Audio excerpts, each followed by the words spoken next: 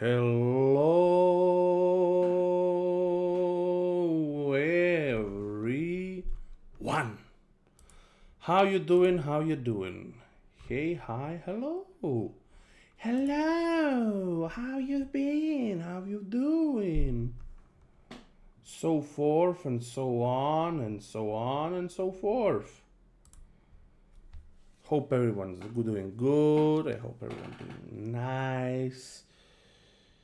Welcome to another spooky dooky. Ooh.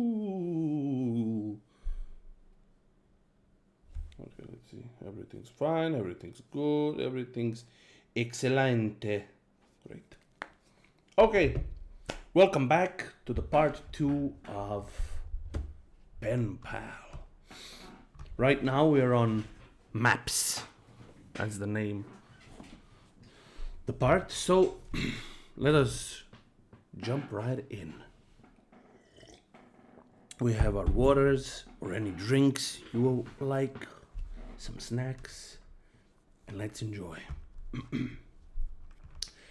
There was a comment in the last post that made me remember an event from my childhood that I always took as odd, but never considered it to be related to any of these stories. I know now that it is. It's a funny how memory works. The details might all be present in your mind, though scattered and discarded, and then a single thought can stitch them back together almost instantly. I never thought of these events much before. I was focused on the wrong details. I went back to my mom's house and went through my old childhood schoolwork, looking for something that I think is important. I couldn't find it, but I'll keep looking. Again, sorry for the length. Most all cities and neighborhoods in them weren't planned with the thought that the population would begin to grow exponentially and it would have to be accommodated. The layout of the roads is originally in response to geographical restrictions and the necessary of connecting points of incoming importance. Jesus Christ, what a long sentence. Once the connecting roads are established, new businesses and roads are positioned strategically along the existing skeleton, and eventually the paths carved into the earth are immortalized as asphalt, leaving room only for minor modifications. Jesus. Modifications, additions, and alterations, but never a dramatic change. My childhood neighbor must have been old then. My childhood neighborhood, sorry. My childhood neighborhood must have been old then. If straight if straight lines move as the crow flies, then my neighborhood must have been built based on the travels of a snake. The first house built must have been placed around the lake, and gradually the inhabitable area increased as new extensions were built of the original path. But these new extensions all ended abruptly at one point or another. There was only one entrance slash exit from the entire neighborhood. Many of these extensions were limited by tributary which both fed and drank from the lake and passed right by what I came to call and have called it in these stories the ditch. Many of the original homes had enormous yards, but some of those original plots had been divided, leaving properties with smaller and smaller boundaries. An aerial view of my neighborhood would give one the impression that an enormous squid had once died in the woods and some adventuring entrepreneur entre, entrepreneur and I don't know this word entrepreneur found the corpse and paved the road over it, its tentacles only to withdraw his involvement and leave time, greed, and desperation to divide up the land among prospective home owners like an embarrassing attempt at the golden radio.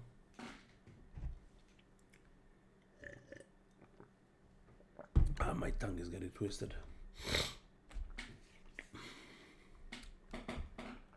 Dumb it down, right? From my porch, you could see the old house that surrounded the lake. But the house of Mrs. Maggie was my favorite. She was, as best I can remember, sorry, around 80 years old. But despite that, she was one of the friendliest people I had ever met. She had a head of loose set, white curls, and always wore light dresses with floral patterns. She would talk to me and Josh from her back porch when we were swimming in the lake. And she would always invite us in for a snack. She said that she was lonely because her husband Tom was always away on business. But Josh and I would always decline her invitation because, as nice as Mrs. Maggie was, there was still something a bit odd about her. Give me a second,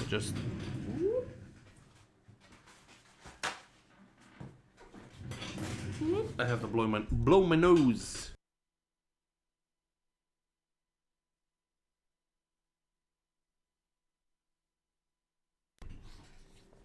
That's better. Every now and then, when we would swim away, she would say, "Chris and John, you're welcome here anytime." And we could hear her still yelling that when we were walking back into my house. Mrs. Maggie, like many of the older homeowners, had a sprinkler system that was on a timer.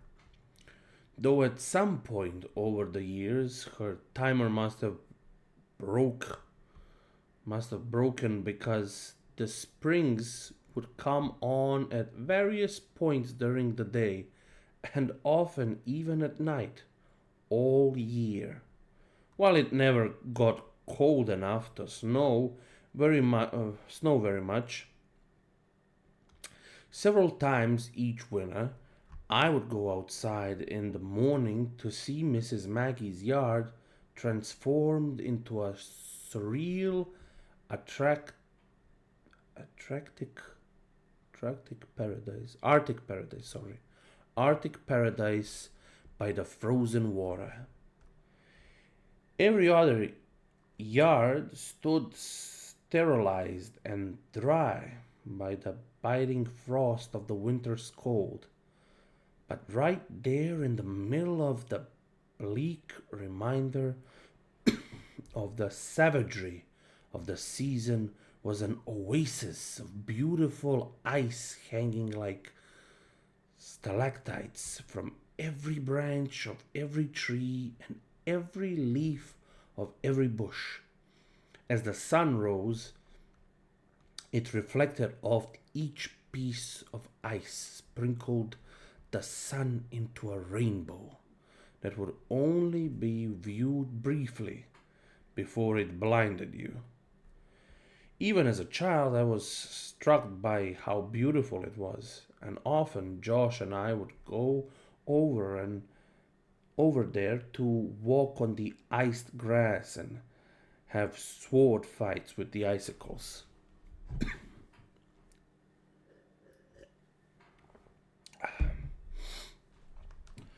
I once asked my mom why she left it on like that. My mom seemed to search for a explanation before she said, "Well, sweetie, Mrs. Maggie is sick a lot, and sometimes when she gets really sick, she gets confused. That's why she messes up your and Josh's names sometimes. She doesn't mean to, but sometimes she just can't remember. She lives in that big house all by herself, so it's okay if you talk to her when you swim in the lake, but when she in invites you in, you should keep saying no. Be polite. Her feelings won't get hurt. But she'll be less lonely when her husband comes home, though, right? How long will he be away on business? It seems like he's away always." My mom seemed to struggle and could see that she had become very upset. And I could see that she'd become very upset. Finally, she answered, "Honey, Tom's not gonna come. Tom is not going to come home. Tom's in heaven. He died years and years ago, but Mrs. Maggie doesn't remember. She gets confused and forgets. But Tom's not ever coming home. If someone moved back in with her, she might even think it was Tom. But he's gone, sweetie." I would have only been around 5 or 6 when she told me that, and while I didn't understand it completely, I was still profoundly sad for Mrs. Maggie. I know now that Mrs. Maggie had Alzheimer's. She and her husband Tom had 2 sons, Chris and John. The two had worked our pavement plans with the utility companies and paid for Mrs. Maggie's water and electricity, but they would never visit her. I don't know if something happened between them or if it was the illness or if they just lived too far away, but they never came around. I have no idea what they looked like, but there were times when Mrs. Maggie must have thought Josh and I looked like they did when they were children. Or maybe she saw what some part of her mind so desperately wanted her to see, ignoring the images transmitted down her optic nerves and just for a little while showing her what used to be. I realized only now how lonely she must have been. During the summer, after kindergarten, before the events of balloons, Josh and I had taken to exploring the woods near my house, as well as the tributary, of the lake. As the tributary of the lake, we knew that the woods between our houses were connected, and we thought it would be neat if the lake near my house was somehow connected to the creek around his. So we resolved ourselves to find out. We were going to make maps.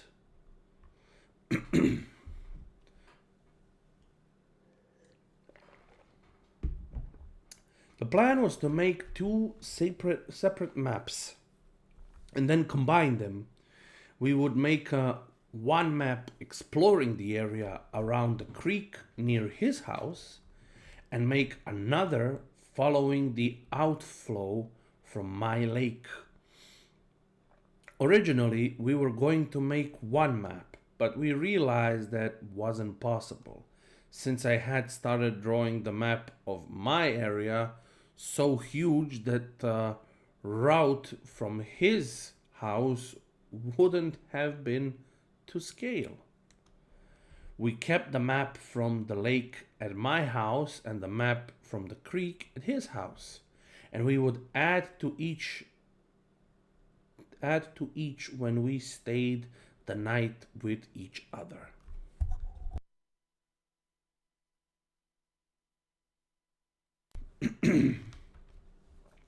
For the first couple of weeks, it went really well. We would walk through the woods alone, along the water, and paused every couple of minutes to add to the map. And it seemed like the two maps would come together any day. We had no equipment needed. We had no equipment needed for the job. We had no, okay. Not even a compass. But we tried to make do. We had the idea to impale the earth with a stick when we had reached the end of a venture, so that if we came upon the stick from the other direction the next week, we would know we had joined the map. We might have been the world's worst cartographs. Eventually, however, the woods became too thick near coming the water coming from the lake, and we were unable to proceed further. We lost the interest in the whole project for a bit and reduced our explorations significantly. Through not through not completely, though not completely, when we started selling snow cones.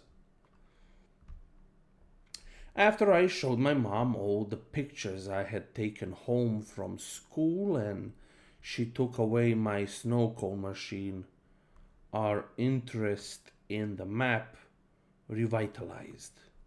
We had to come up with another plan. Although I didn't understand why my mom had placed what I considered to be extremely severe restrictions on what I could do and what I couldn't, where I could go, and I had to check in frequently if I went outside to play with Josh. This meant that we couldn't stay in the woods for hours and continue to look for the new path. We thought what we could just swim when we got to the cutoff in the woods, but they clearly wouldn't work since the map would get wet. We tried going faster when we were coming from Josh's house, but we eventually ran into the same problem. Then we had a brilliant idea. We'd build a raft.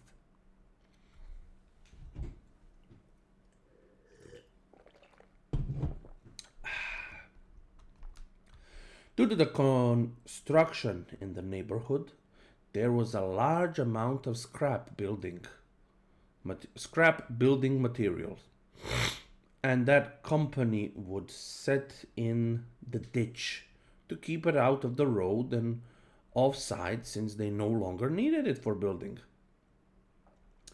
We originally convinced of a formidable ship complete with a mast and an anchor, but this quickly diminished into something more manageable. We set aside the wood and took several large pieces of styrofoam that were backed with foam boards and tied them together with rope and kite string. Ugh. We launched our vessel a little downwater from Mrs. Maggie and waved a farewell to her as she motioned us to come back her way.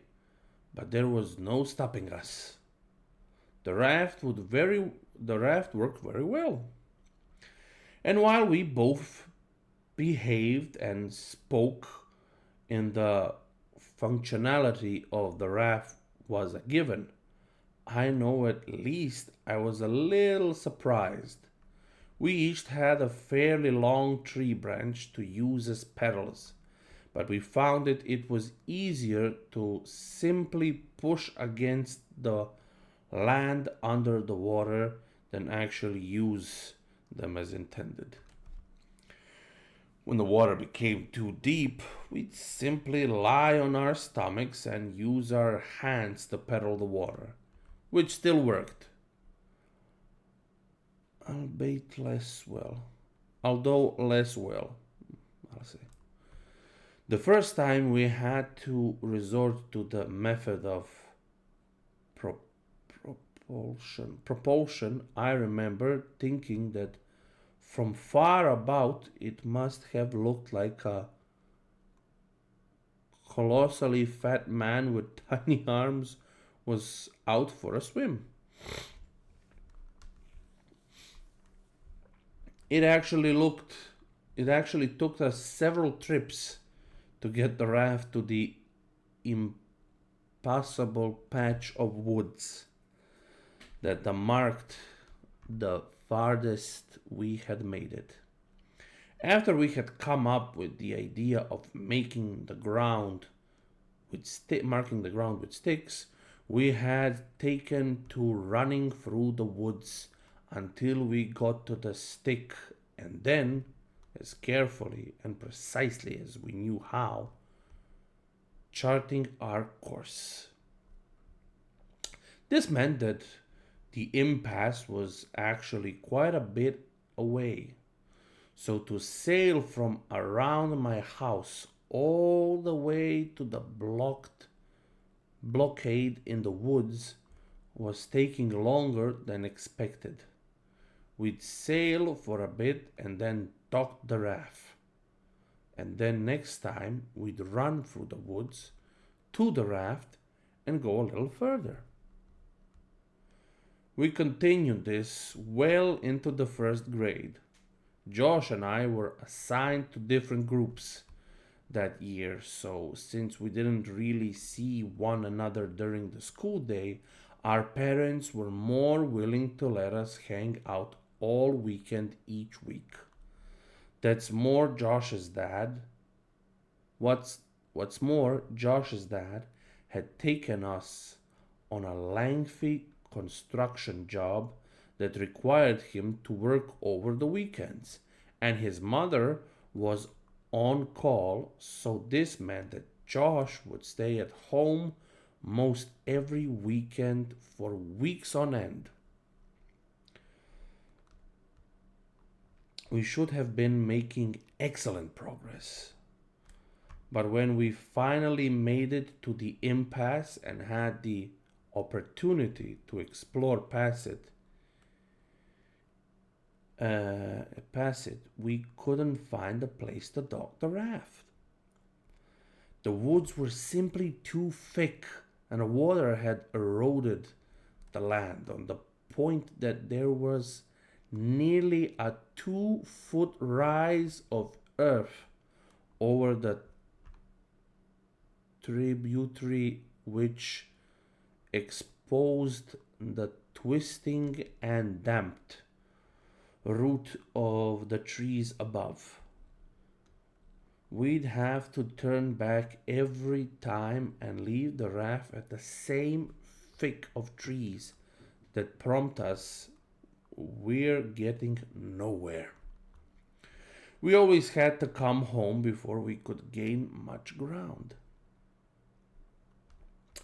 On a Saturday, around 7 p.m., Josh and I were playing when one of my mom's co-workers knocked on our door.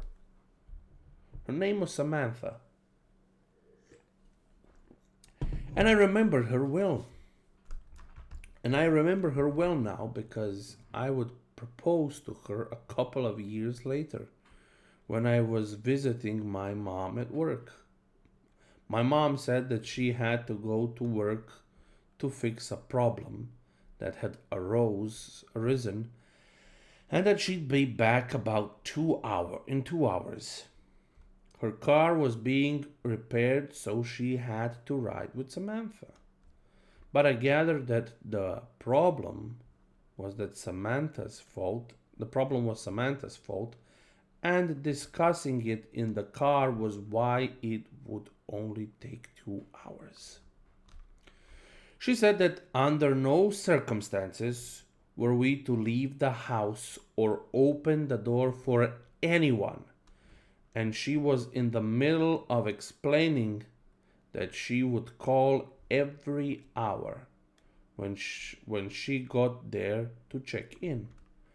But she ended that statement prematurely when she remembered that our phone had been turned off for delinquent payment. Delinquent payment. I mean, delayed payment. I don't know that. This was why Samantha had just come by unannounced. She looked me dead in the eyes and she was closing the door and said, "Stay put." This was our chance. Oof. We watched her drive down the separate serp, We watched her drive down the serpentine road towards the exit, and as soon as the car rounded the last visible bend, we ran to my room. I dumped my backpack out with Josh's grabbed out while Josh grabbed the map. "Hey, do you have a flashlight?" John chimed. "No, but we'll be back way before dark." I was thinking just in case we should have one. My mom had one, but I don't know where she keeps it. Wait. I ran into my closet and pulled a box down from the top shelf. "You have a flashlight in there?" Josh asked. "Not exactly." I opened the box and revealed 3 Roman candles that I had taken from the pile that my mom had amassed for the 4th of July that past summer, along with a lighter that I had managed to take from her some months before. This would ensure that we at least had some light if we needed. This was a little bit before I had been given an opportunity to be afraid of the woods at night. So it wasn't fear that motivated our search for a light source, only practicality. We threw it all in the backpack and bolted out the back door, making sure to close it so boxes wouldn't get out. We had 1 hour and 50 minutes. We ran through the woods as fast as we could and made it to the raft in about 15 minutes. We had our bathing suits on under our clothes, so we stripped off our shirts and shorts and left them in 2 separate piles about 4 feet from the edge of the water. We untied the raft from the tree, grabbed our branches paddles, and cast off. We tried to move rapidly to reach a point beyond the contents of our ever-expanding map. As we didn't have time to waste seeing old sights, we knew that we were slower in the raft than on land, and that we would be in the raft for quite a while after the cutoff, since the woods were too thick to walk through and that there wasn't a place to dock. This meant that we'd had to ride the raft back to the original docking site, even if we found a new place to dock it further ahead. After we passed the last charted part of our map, the water began to get really deep, and eventually we could no longer touch the bottom with our tree branches. So we laid on our stomachs and paddled with our hands. It was getting dark, and as a result, it was becoming harder to distinguish the trees from the one and another. And we were both becoming slightly unnerved. In the interest of making good time, we were paddling fast with our arms, but this caused a lot of noise as our hands rapidly confronted and then broke through the water's surface tension. During these periods, we could both hear a crunching of dead leaves and the snaps of fallen sticks in the woods to our right. As we would slow our pace and quiet our actions, the rustling in the woods would cease and begin to wonder if it was really even there at all. We didn't know what kind of animals resided in this far into the woods, but we did know that we didn't wish to find out.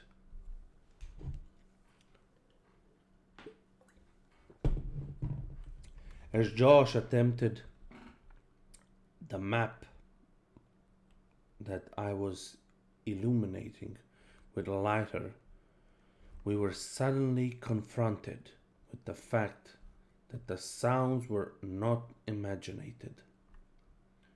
Rapidly and rhythmically, we heard crack, snap, crunch.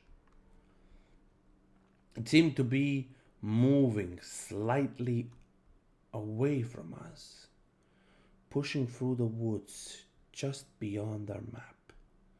It had become too dark to see. We had misjudged how long the sun would linger. Nervously, I called out, "Hello?" There was a brief moment of breathless tension as we lay static on the water. This silence was suddenly broken by laughter.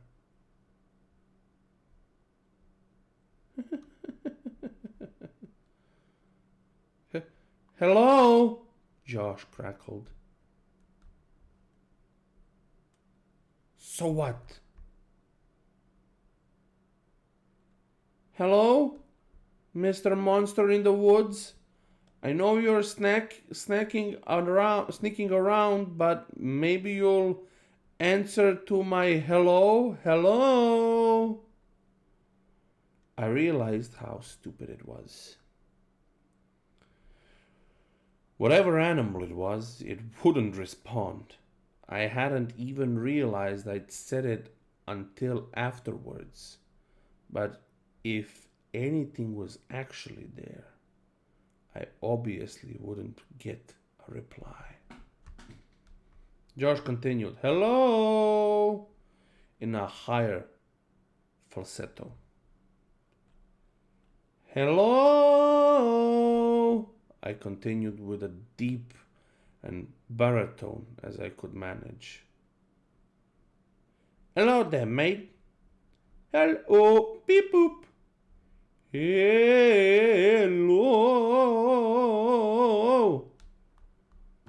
We continued mocking each other and were in the process of turning the raft around to head back when we heard, "Hello?"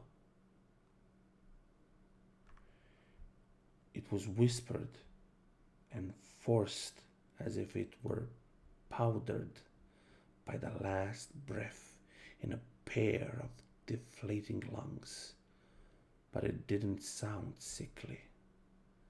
It had come from the spot just off the map which now sat behind us.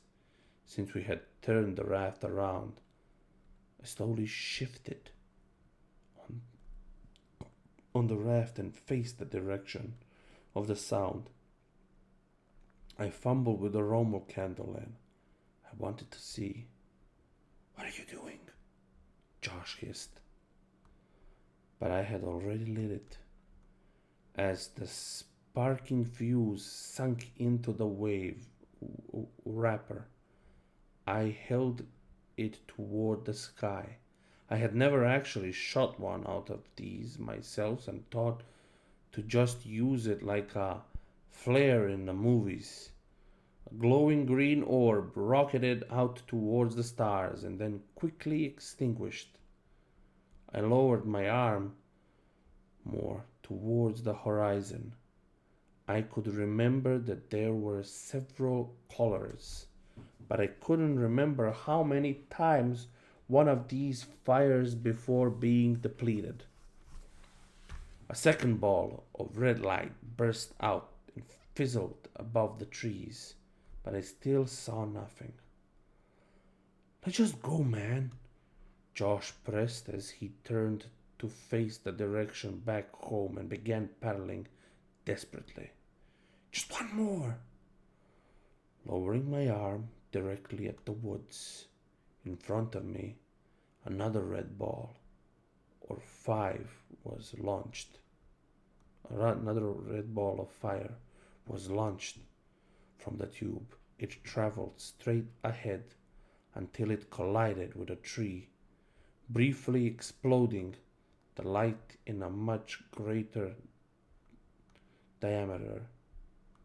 Still nothing.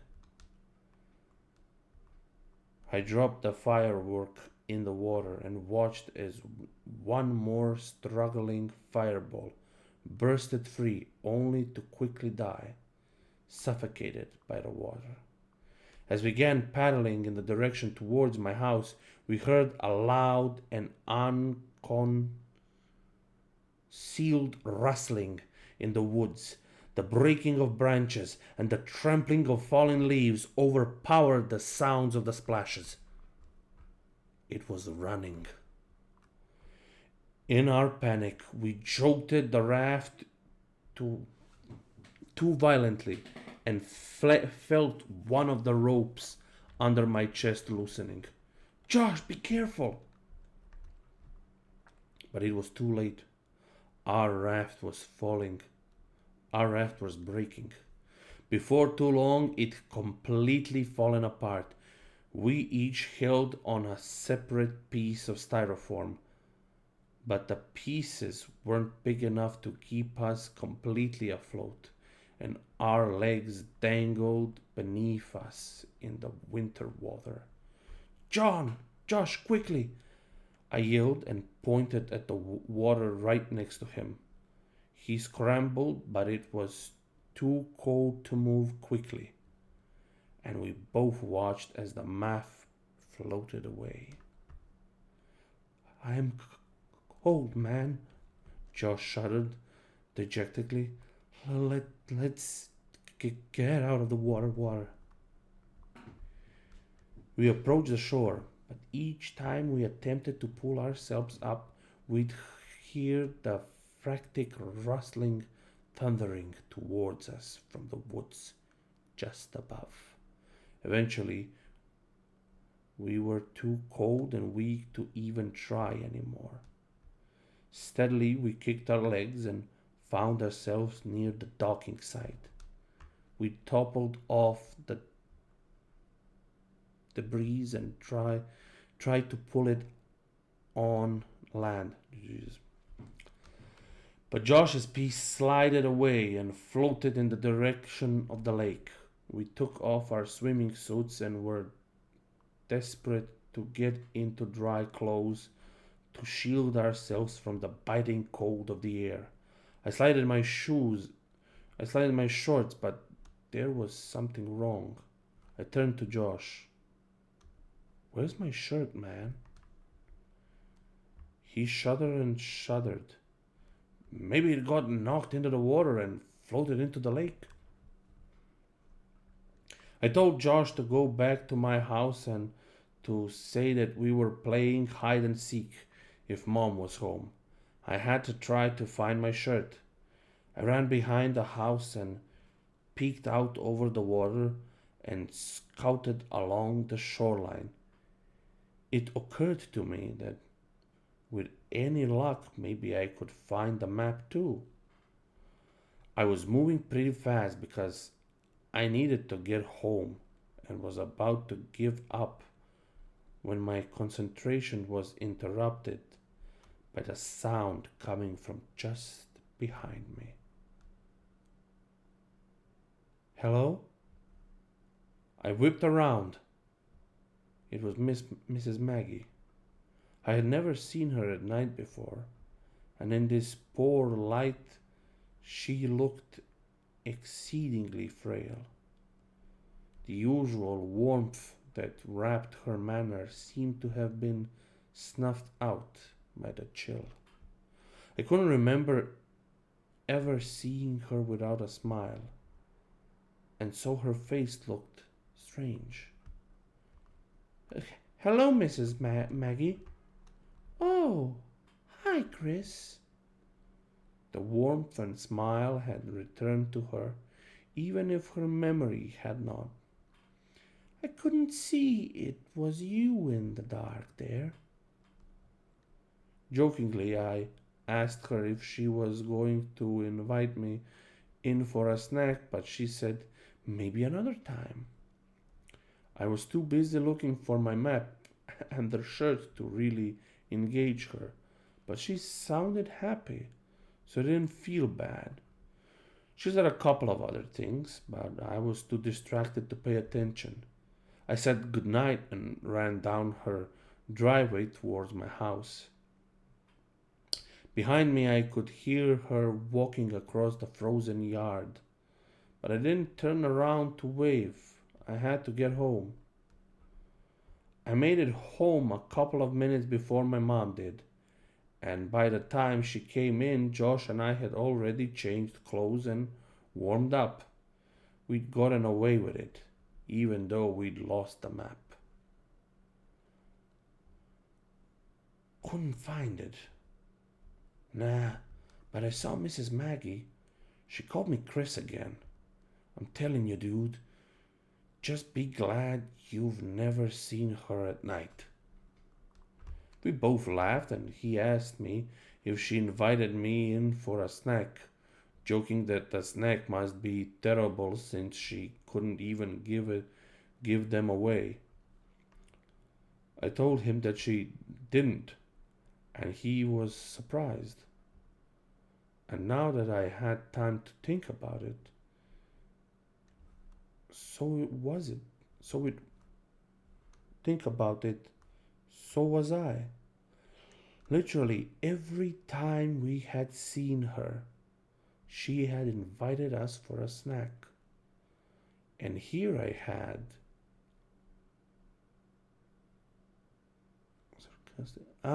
alibited sarcastically, invited myself, and she said no. As Josh talked more about Mrs. Mackey, I suddenly realized that the lighter might still be in my pocket, and then it would be disastrous for my mom to find. I grabbed the shorts off the floor and patted my pockets. I felt something, but it wasn't the lighter. From my back pocket, I slid out a folded piece of paper, and my heart leaped. The map, I thought. But I watched it float away. As I unfolded the paper, my stomach turned as I tried to understand what I was seeing. Drawn on the paper inside of a large oval were two stick figures holding hands. One was much bigger than the other, but neither had faces. The paper was torn so apart of it was missing, and there was a number written near the top right corner. It was either 15 or 16. I nervously handed Josh the paper and asked him if he had put this in my pocket at some point. He scoffed the idea and asked why I was so upset. I pointed towards the smaller stick figure and what was written next to it. It was my initials. I shook it off and told Josh the rest of the conversation between Miss Maggie and I. I had always attributed the odd exchange to her being sick until revisiting the events in my mind all these years later.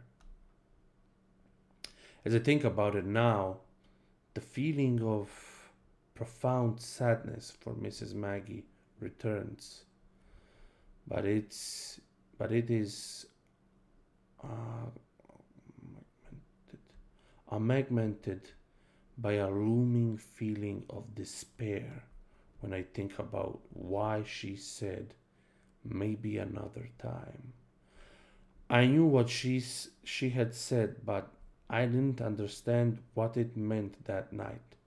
I didn't understand what her words had meant weeks later when I watched men in strange orange suits, biohazard suits, carry what I thought were black bags full of garbage out of her house, or why the whole neighborhood smelled like death that day. I still didn't understand when they condemned the house and boarded it up a little while before we moved, but I understand now. I understand why her last words to me were so important, even if neither she nor I realized it at the time. Mrs. Maggie had told me that night that Tom had come home, but I know now who had really moved in, just as I know now why I never saw her body brought out on a stretcher. The bags weren't filled with garbage. Whew. Jesus, very, very, very boo.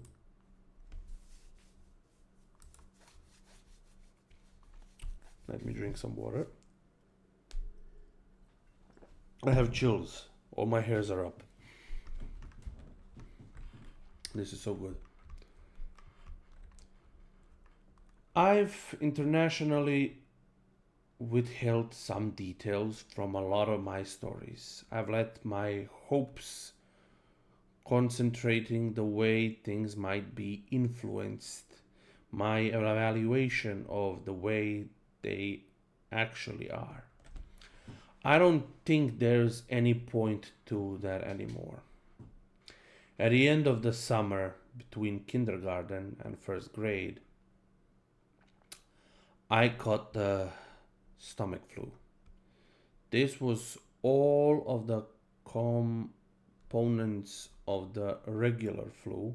However, with the stomach flu, you threw up in a bucket and not the toilet because you are still on it. The sickness gets purged from the body, from purged from both ends. Sorry. This lasted for about 10 days, but just before it had passed, the sickness was granted an extension in the form of pink eye.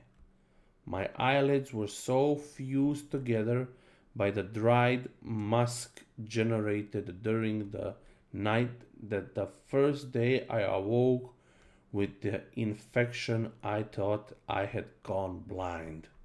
When I started first grade, I had a kink in my neck from 10 days of bed rest and two swollen, bloodshot eyes.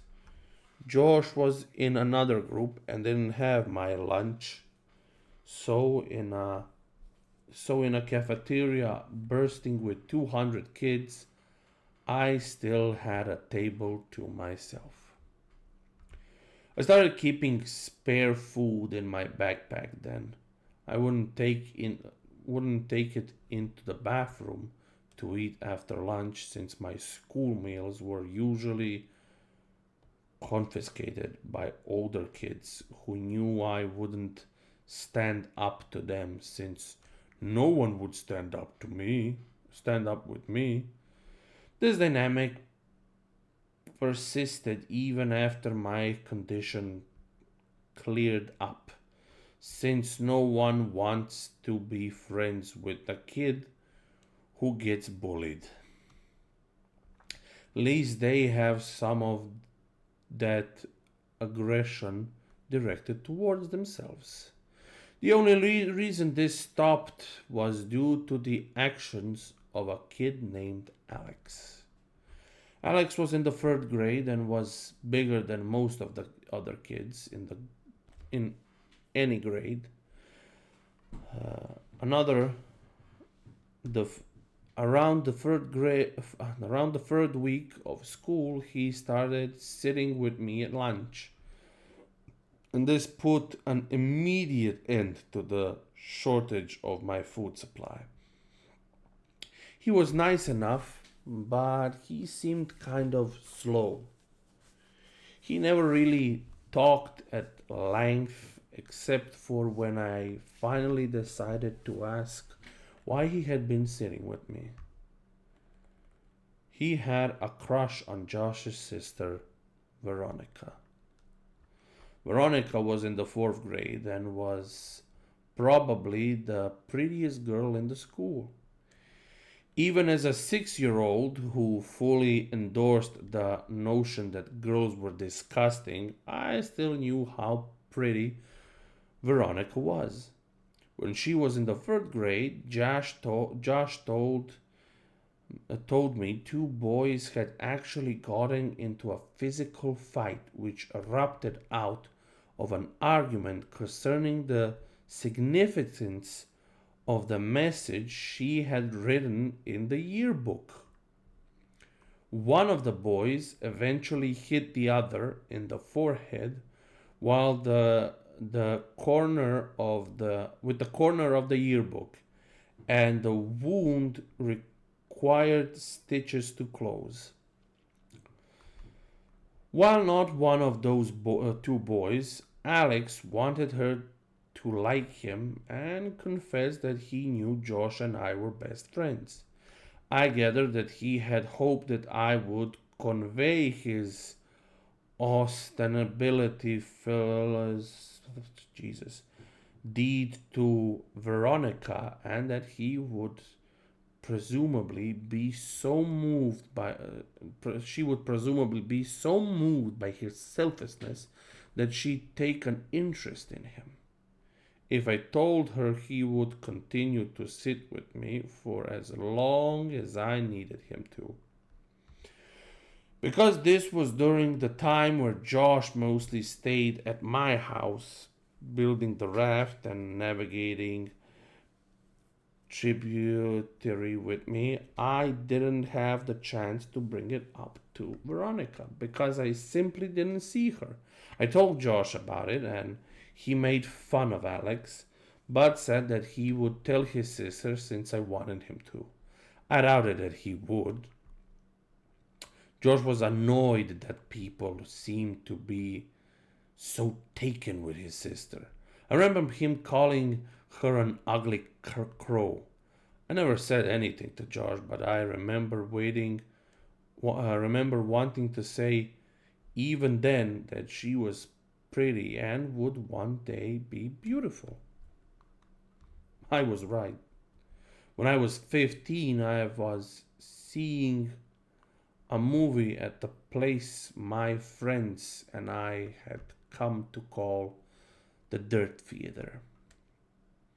I was probably nice at some point, but time and neglect had withered the place severely. This theater had movable tables and chairs on a level floor. So when the theater was full, there was very few places you could sit and see the whole screen. The theater was still open. I imagine for three reasons. Number one, it was cheaper to see a movie there. Number two, they showed a different cult movie twice a month at midnight. And three, they sold beer to underage kids during the midnight shows. I went to the first two, and that night they were showing Scanners by David Cronenberg for $1. My friends and I were sitting in the very back. I wanted to sit closer to the front for a better view, but Ryan had driven us, so I relented. A couple minutes before the movie started, a group of girls walked in. They were all pretty attractive, but whatever beauty they might have had was eclipsed by the girl with the dirty blonde hair. Even though I had only caught a glimpse of her profile, as she turned to move her seat, I caught a full view of her face, which gave me the feeling of butterflies in my stomach. It was Veronica. I hadn't seen her in a long time. Josh and I saw progressively less of one another after we snuck out to my old house that night when we were 10. And usually when I'd visit him, she'd be out with friends. While everyone stared at the screen, I stared at Veronica, only looking away when the feeling that I was being a creep overcame me. But that feeling would quickly subside and my eyes would return to her.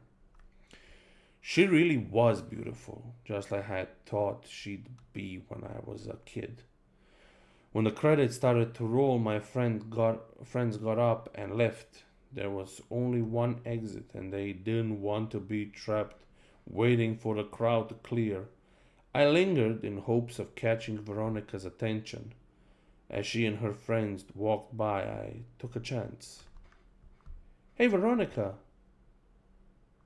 She turned around towards me, looked a little startled. "Yeah?" I got out of my seat and stepped a little into the light coming in through the open door. "It's me, Josh. It's me, Josh's old friend from way back. How you been?" "Oh my God, hey! It's been so long." She motioned to her friends that she'd be out in a second. "Yeah, a few years at least. Not since the last time I stayed over with Josh. How is he anyway?" "Oh, that's right. I remember. All you your all rem- Oh, that's right. I remember all your guys' games. Do you still play Ninja Turtles with your friends?" She laughed a little and I blushed. "No, I'm not a kid anymore. Me and my friends play X-Men now." I was really hoping she'd laugh. She did. "You're cute. Do you come these movies every time?" I was still reeling from what I said. Does she really think I'm cute? Did she just mean I was funny? Does she think I'm attractive?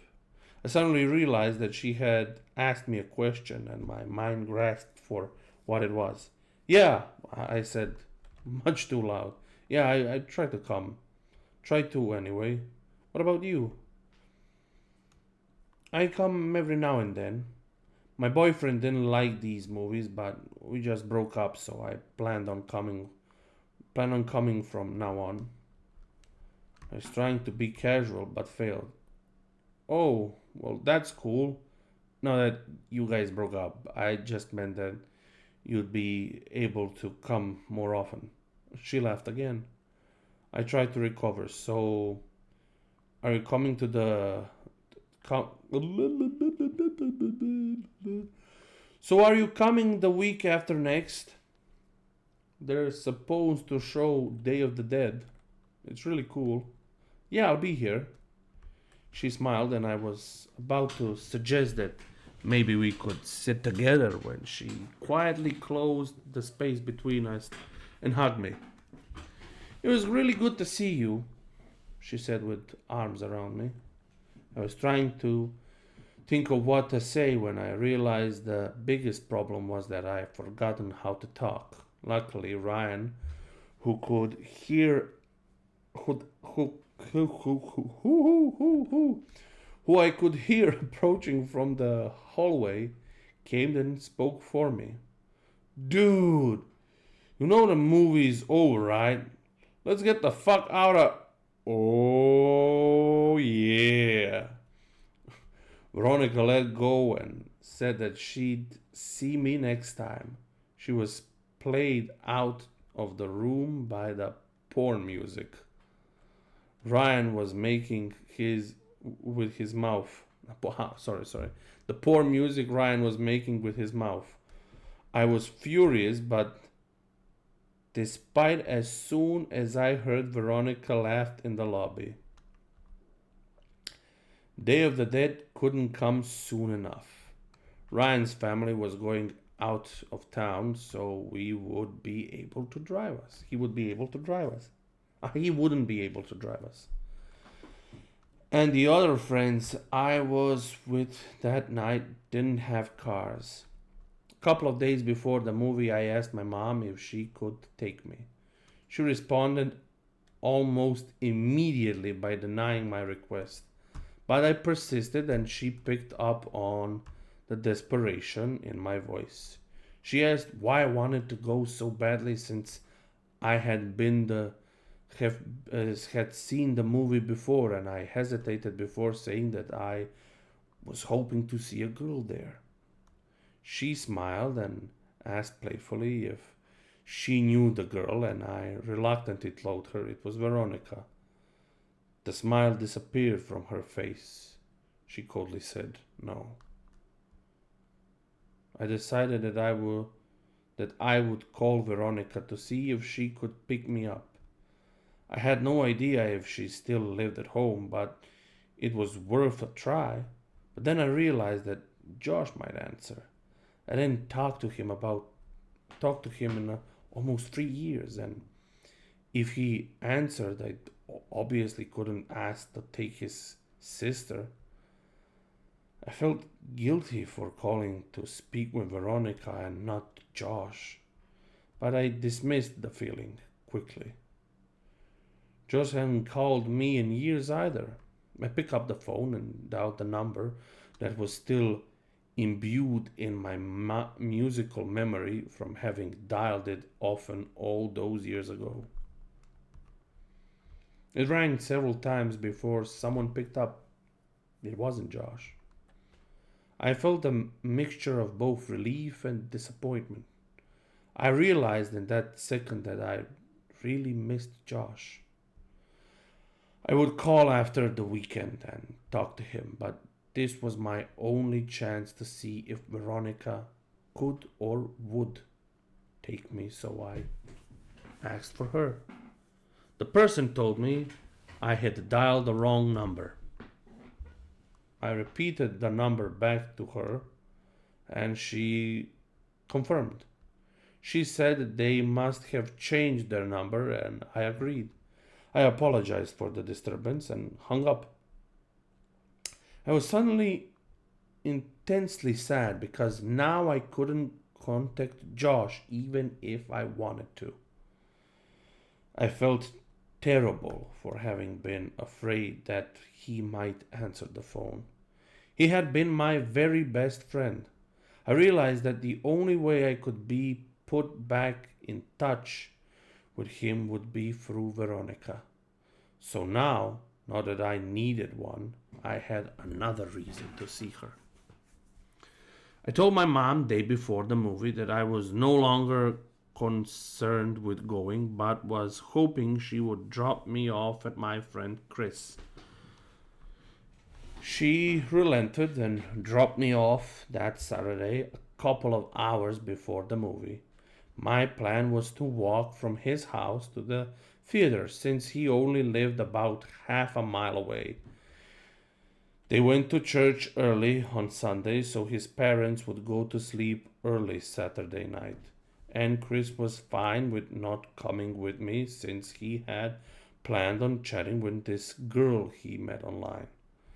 He said that the walk back to his house would be even lonelier after she laughed in my face when I tried to kiss her, and I told him not to electrocute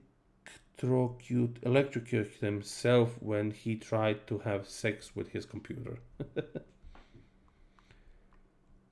I left his house at 11:15. I tried to pace myself so I get there just a little before the movie. I was going by myself and so I didn't want to just hang around there waiting. On the way to the theater, I figured that if Veronica showed up at all, it would be too lucky for us to arrive at the same time. So I debated whether I should wait outside or just go in. Both had their props and cons. As I was grappling with these concerns, I noticed that the steady stream of striking cars, light, lights that had been overtaken me, had been replaced by a single, constant spotlight that refused to pass. The road was illuminated by streetlights, so I was walking in the grass with the road about 2 feet to my left. I stepped a little more to my right and cranked my neck over my left shoulder so to see what was behind me. A car had stopped about 10 feet behind me. All I could see were the violently bright headlights that were cutting through the otherwise stained surroundings. I thought it might be on one of Chris's parents. Maybe they had come to check in on us and seen that I was gone. It wouldn't have taken much pressing for Chris to confess. I took one step towards the car and it broke its pause and started driving towards me at a slower pace. It passed me and I saw that it wasn't Chris's parents' car. It wasn't Chris's parents' car, or any car that I recognize, for that matter. I tried to see the driver, but it was too dark, and my pupils had shrunk when faced with the blurring lights from the car just moments before. They adjusted enough so that I could see a tremendous crack in the back window of the car as it drove away. I didn't think much of the whole affair. Some people find it funny to scare other people. I'd often hide around corners and jump out at my mom, after all. I timed it right and got there about 10 minutes before the movie. I had decided to wait outside until around 11:57, since that would give me time to find her inside if she was already seated. As I was considering the possibility that she might not show, I saw her. She was alone and she was beautiful. I waved to her and walked to close the distance. She smiled and asked me if my friends were already inside. I said that they weren't and realized that this must have seemed like I was trying to make this a date. She didn't seem bothered by that, nor was she bothered when I handed her the ticket I had already bought. She looked at me quizzically, and I said, "Don't worry, I'm rich." She laughed and we went inside. I bought us one popcorn and two drinks and spent most of the movie debating whether or not I should time reaching my hand into the popcorn bag when she reached into so that they would touch. She seemed to enjoy the movie, and before I knew it, it was over. We didn't linger in the theater, and because this was a midnight show, we couldn't loiter in the lobby, so we walked outside. The parking of the theater was big because it connected with a mall that had gone out of business.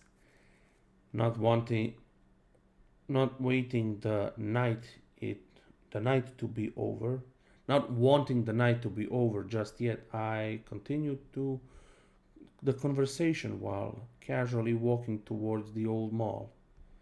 As we were about to round the corner and leave the theater out of sight, I looked back and saw that her car wasn't the only one left in the parking lot.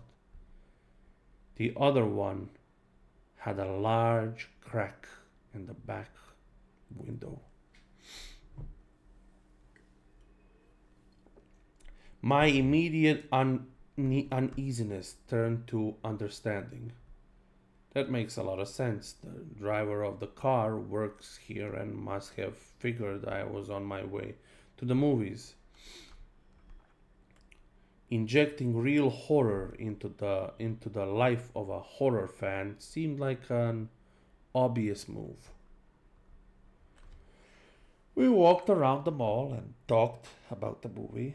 I told her that I thought Day of the Dead was better than Dawn of the Dead, but she refused to agree. I told her of when I called her old number and about my dilemma about who would answer the phone. She didn't find it as funny as I now did, but she took my phone and put her number in. She commented that it might be the worst cell phone she'd ever seen. Her evaluation wasn't rescindent when I told her I couldn't even receive pictures on it. I called her so she had my number and she programmed it in.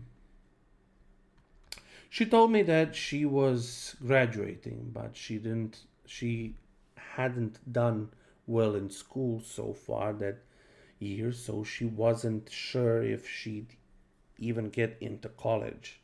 I told her to attach a picture of herself to the application and they'd pay her to go there just so they could look at her. She didn't laugh at that one, and I thought she might be offended. She might have, though. I was implying that she could get in based on her intelligence. That she couldn't get in based on her intelligence. Sorry. I nervously glanced at her, and she was just smiling. And even in the poor light, I could see that she was blushing. I wanted to hold her hand, but I didn't.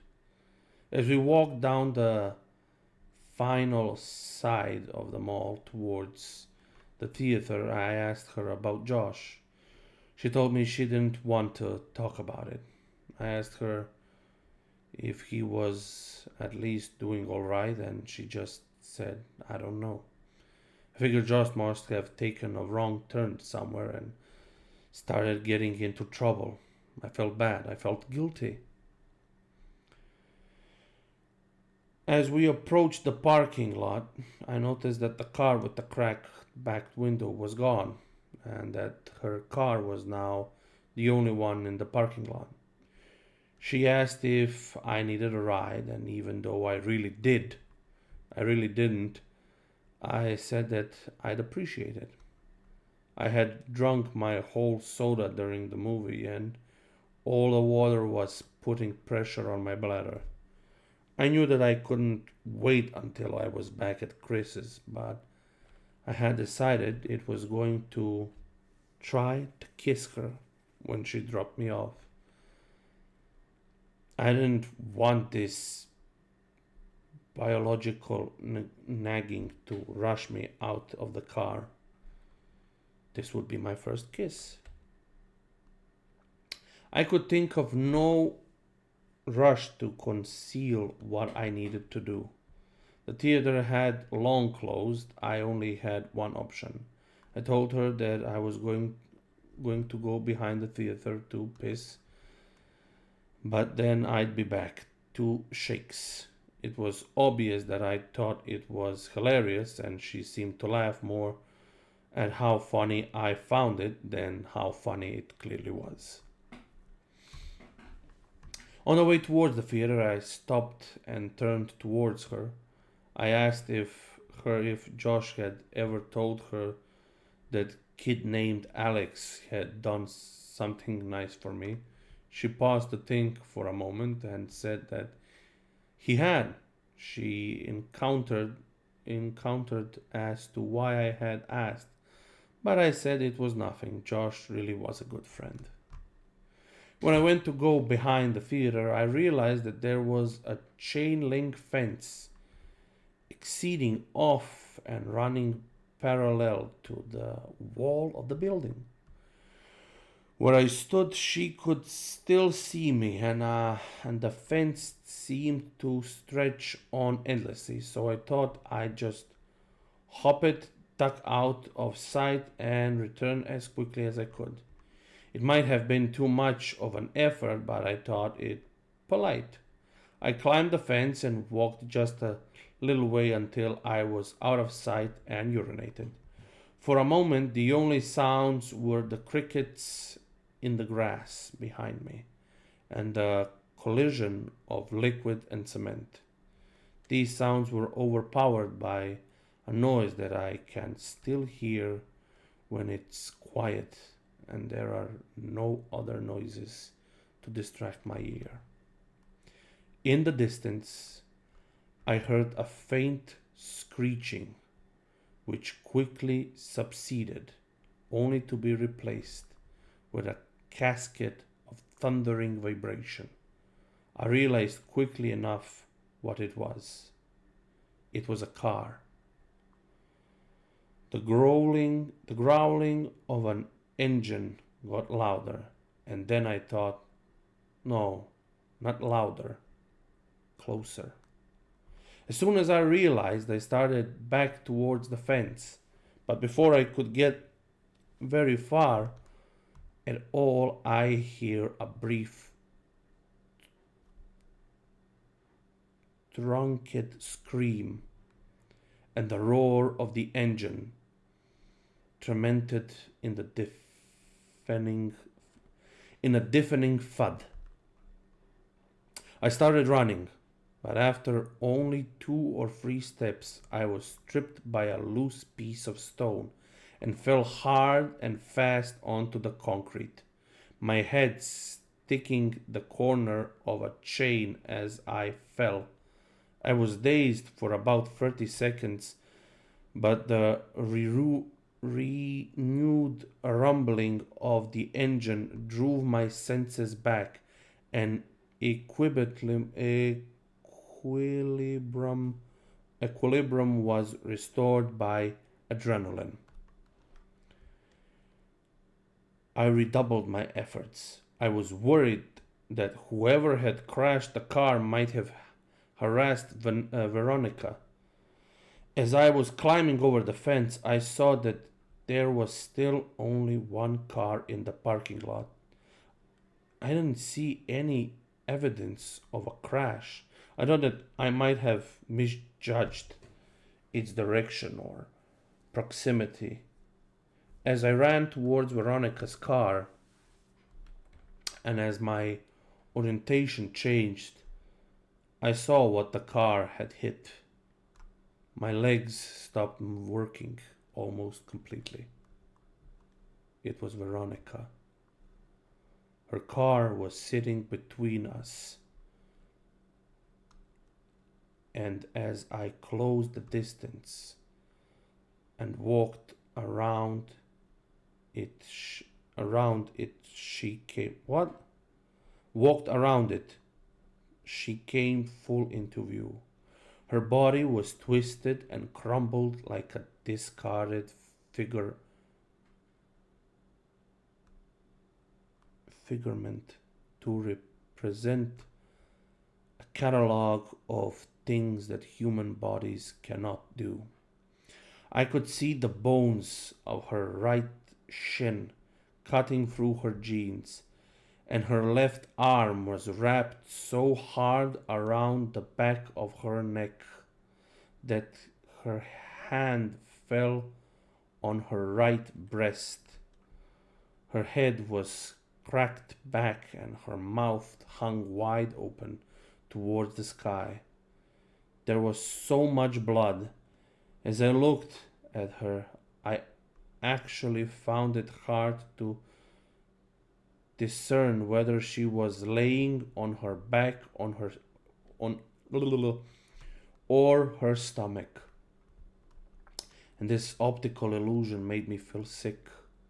When you are confronted with something in this world that simply doesn't belong, your mind tries to convince itself that it's a dream.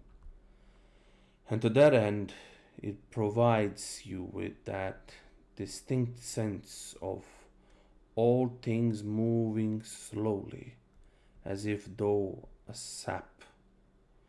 In that moment, I honestly felt that I would wake up any minute. But I didn't wake up. I flummed with my phone to call for help, but I had no signal. I could see Veronica's phone sticking out what I thought was her front right pocket. I had no choice. Trembling, I reached for her phone, and as I slid it out, she moved and gasped for air so violently that it seemed as if she were trying to breathe in the whole world. This startled me so much that I staggered back and fell onto the asphalt with her phone in my hands. She was trying to adjust her body to get into a natural position, but with every spasm and jerk, I could hear the cracking and grinning of her bones. Without thinking, I screamed over to her and put my face over hers and just said, "Veronica, don't move. Don't move, okay? Just stay still. Don't move, Veronica. Please, just don't move." I kept saying it, but the words started to fall apart as tears came streaming down my face. I opened her phone and it still worked. It was still on the screen where she had saved my number. And when I saw that, I felt my heart break a little. I called 911 and waited with her, telling her that she would be okay and feeling guilty for lying to her every time I said it. When the sounds of sirens tore through the air, she seemed to become more alert. She had remained conscious since I found her, but now more of the light was coming back into her eyes. Her brain was still protecting her from pain, though it looked as if it was finally allowing her to become aware that something was terribly wrong with her. Her eyes rolled over to mine and her lips moved. She was struggling, but I heard her. Picture. My picture. He took it. I didn't understand what she meant, so I said the only thing I could. "I'm so sorry, Veronica." I rode with her in the ambulance, where she finally lost consciousness. I waited in the room that they had reserved for her. I still had her phone, so I put it with her purse and I called my mom from the hospital phone. It was about 4 a.m. I told her that I was fine, but that Veronica was not. She cursed at me and she said that she'd be right there, but I told her I wasn't leaving until Veronica was out of surgery. She said she's coming anyway. My mom and I didn't speak that much. I told her I was sorry for lying, and she said that we'd talk about that later. I think that had I think that had we talked more in that room, if I had just told her about boxes or that night with the raft, if she had just told me more of what she knew, I think that things would have changed. But we sat there in silence. She told me that she loved me and that I could call her whenever I wanted her to come get me. As my mom was leaving, Veronica's parents rushed in. Her dad and my mom exchanged a few words that appeared to be quite serious, while Veronica's mom talked to the person at the desk. Her mom was a nurse, but didn't work at this hospital. I'm sure that she had tried to get Veronica transferred, but her condition was prohibitive. While we waited, the police came and talked to each of us. I told them what happened. They made some notes and then they left. She came out of the surgery and 19% of her body was covered in a thick white cast. Her right arm was free, but the rest of her was bound like a cocoon. She was still under, but I remember how I felt when I had my cast before kindergarten. I asked a nurse for a marker, but I couldn't think of anything to write. I slept in a chair in a corner and went home the next day. I came back every afternoon for several days. At some points, they had moved another patient into her room and set up a screen around Veronica's bed to act as a partition. She didn't seem to be feeling better, but she made more moments of lucidity. But eventually, during these periods, we would really talk. Rarely talk. No, we wouldn't really talk. Her jaws had been broken by the car, so the doctor had wired it shut. I sat with her for a while, but there was nothing much I could say. I got up and walked over to her. I kissed her on the forehead and she whispered through her clenched teeth, "Josh?" This surprised me a little, but I looked at her and said, "Has he not come to see you?" "No." I found myself really irritated. Even if Josh had been getting into trouble, he could still come and see his sister, I thought. I was about to express this when she said, "No, Josh, he ran away. I should have told you." I felt my blood turn into ice. When? When did this happen? When he was 13? Did he leave a letter or something? On his pillow. She started to cry and I followed her. But I think now we were crying for different reasons. Even if I didn't realize it, at this point there was a lot of things I still didn't remember about my childhood. And there were a lot of connections I hadn't yet made. I told her I had to go, but that she could text me anytime. I got a text from her the next day telling me not to come back. I asked her why she said she didn't want to see why I asked why, and she said she didn't want to see her like that again. I agreed begrudgingly. We texted each other every day, though I kept this from my mom because I knew that she didn't like me talking to Veronica. I usually hear hear texts. Usually her texts were fairly short and mostly only in responses to more lengthy texts that I would send her. I tried calling her only once. I was sure she was screening her calls, but I hoped I could hear her voice. She picked up but didn't say anything. I could hear how labored her breath was.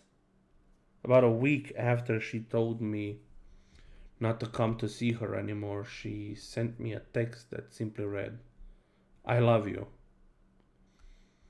I was filled with so many different emotions, but I responded expressing the most provincial one. I replied, I love you too. She said that she wanted to be with me and that she couldn't wait until she could see me again. She told me that she had been released and was convalescing at her home. Convalescing, I don't know this word. These exchanges carried on for several weeks, but every time I asked to come and see her, she would say soon. I kept insisting, and the following week she said that she thought she might be able to make it to my next midnight movie. I couldn't believe it, but she insisted that she would try. I got a text from her that afternoon uh, of the movie saying, see you tonight. I got Ryan to drive me since Chris's parents had found out what had happened and said I wasn't welcome at their house anymore. I explained to Ryan that she might be in bad shape, but that I really cared about her, so to give us some space. He accepted and we had headed down there. Veronica didn't show. I had saved a seat for her right next to me near the exit so she could get in and out easily. For 10 minutes into the movie, a man slid into the chair. I whispered, excuse me, this seat is taken. But he didn't respond at all. He just stared ahead at the screen.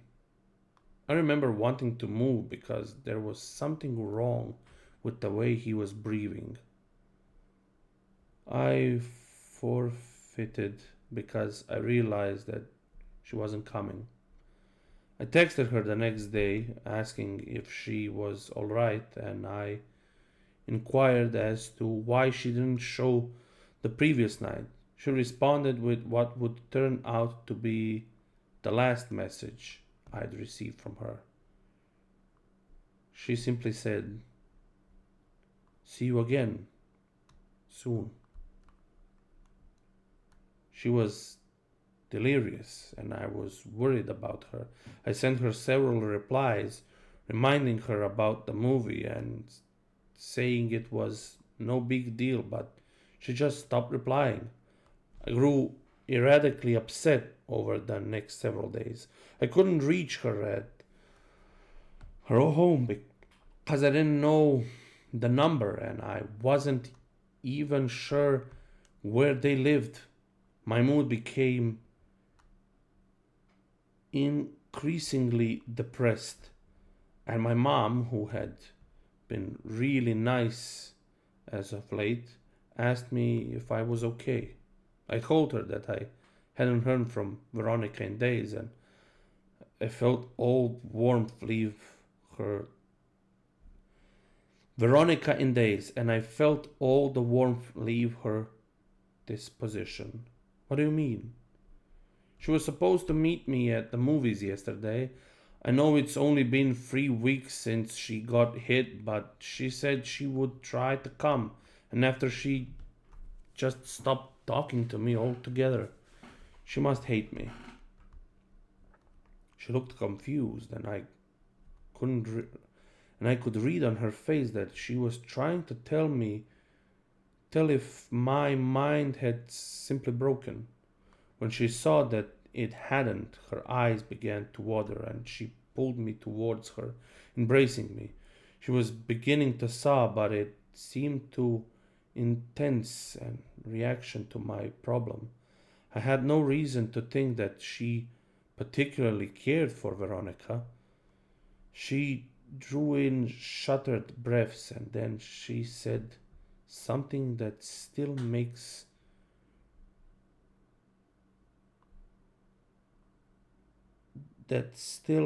nauseous or nonsense. Even now, she said, Veronica's dead, sweetheart. Oh God, I thought you knew. She died on the last day you visit her. Oh baby, she died a week ago. Weeks ago. She died weeks ago. She had completely broken down, but I knew it wasn't because of Veronica. I broke the embrace and started back, stagged backwards. My mind was swimming. This wasn't possible. I had just exchanged messages with her yesterday. I could only think to ask one question, and it was probably the most trivial I could ask. Then, why was her phone still on? She continued sobbing. She didn't answer. I exploded. Why did it take them so long to shut off her goddamn phone? Her cries broke enough to mutter. The pictures. I could come to find out that her parents thought that her phone had been lost in the accident, despite the fact that I had put it in her purse that night. She was brought to the hospital. When they retrieved her belongings, the phone was not among them. They intended to connect the phone. They intended to connect the phone company, to contact the phone company at the end of the billing cycle to deactivate the line, but they received a call informing them of a massive impending change for hundreds of pictures that had been sent from her phone. Pictures that were all sent to my phone. Pictures that I never got because my phone couldn't receive pictures. They learned that they were all sent after the night she died. They deactivated the phone immediately. I tried not to think about the contexts of the pictures, but I remembered wondering for some reason whether I would have been in any of them. My mouth went dry, and I felt painful stings of despair as I thought of the last message I received from her phone.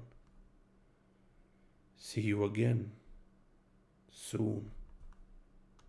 Ooh, Jesus.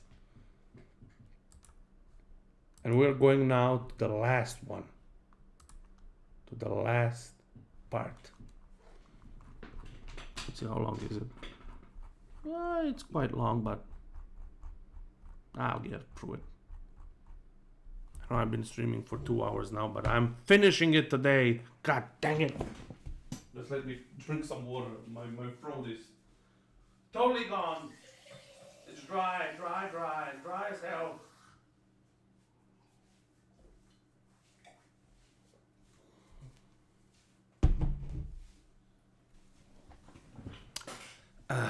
Okay, I'm back.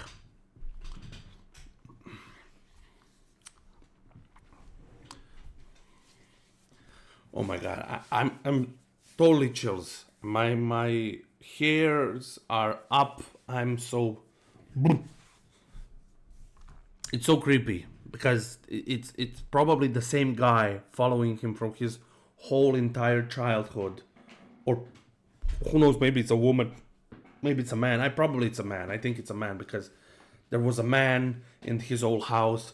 So he has a stalker since kindergarten, since the incident with the balloons.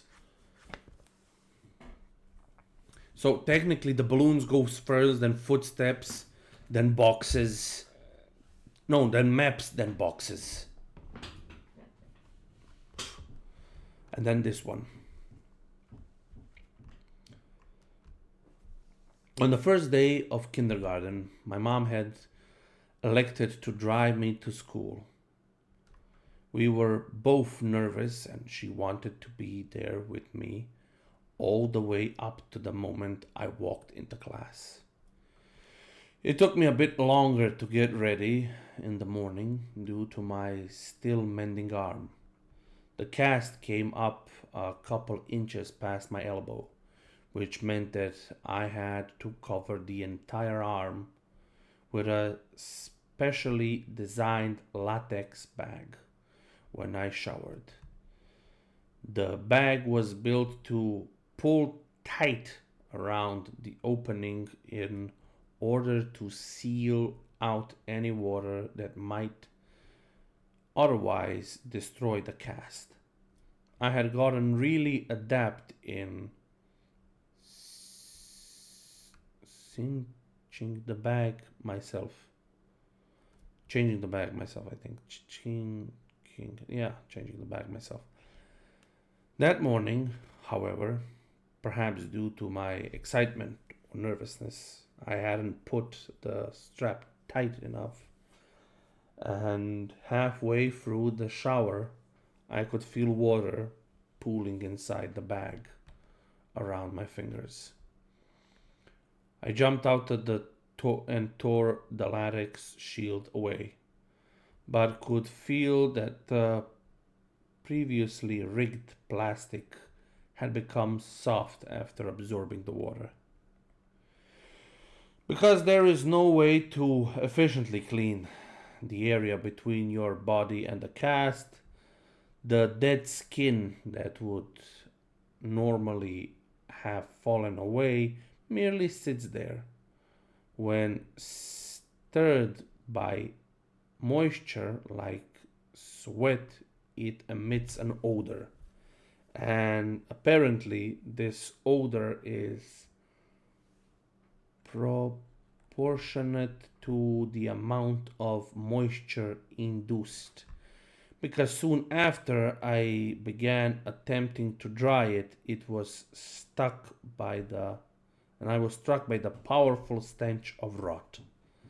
As I continued to frantically rub it with the towel, it began to disintegrate. I was growing increasingly distressed. I had put as much effort as a child could into his very first day of school.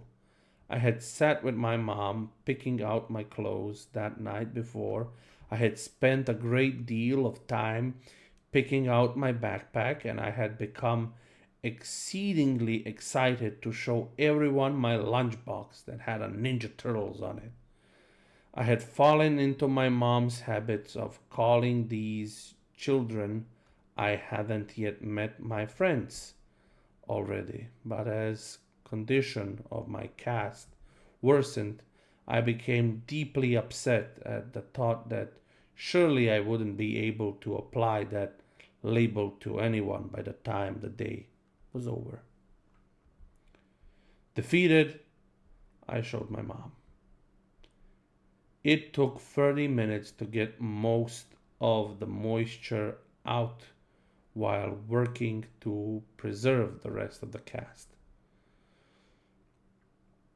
To address the problem of the smell, my mom cut slivers of a bar of soap and slid them down into the cast and then rubbed the remainder of the soap on the outside and attempt to cocoon the rancid smell inside of more pleasant ones.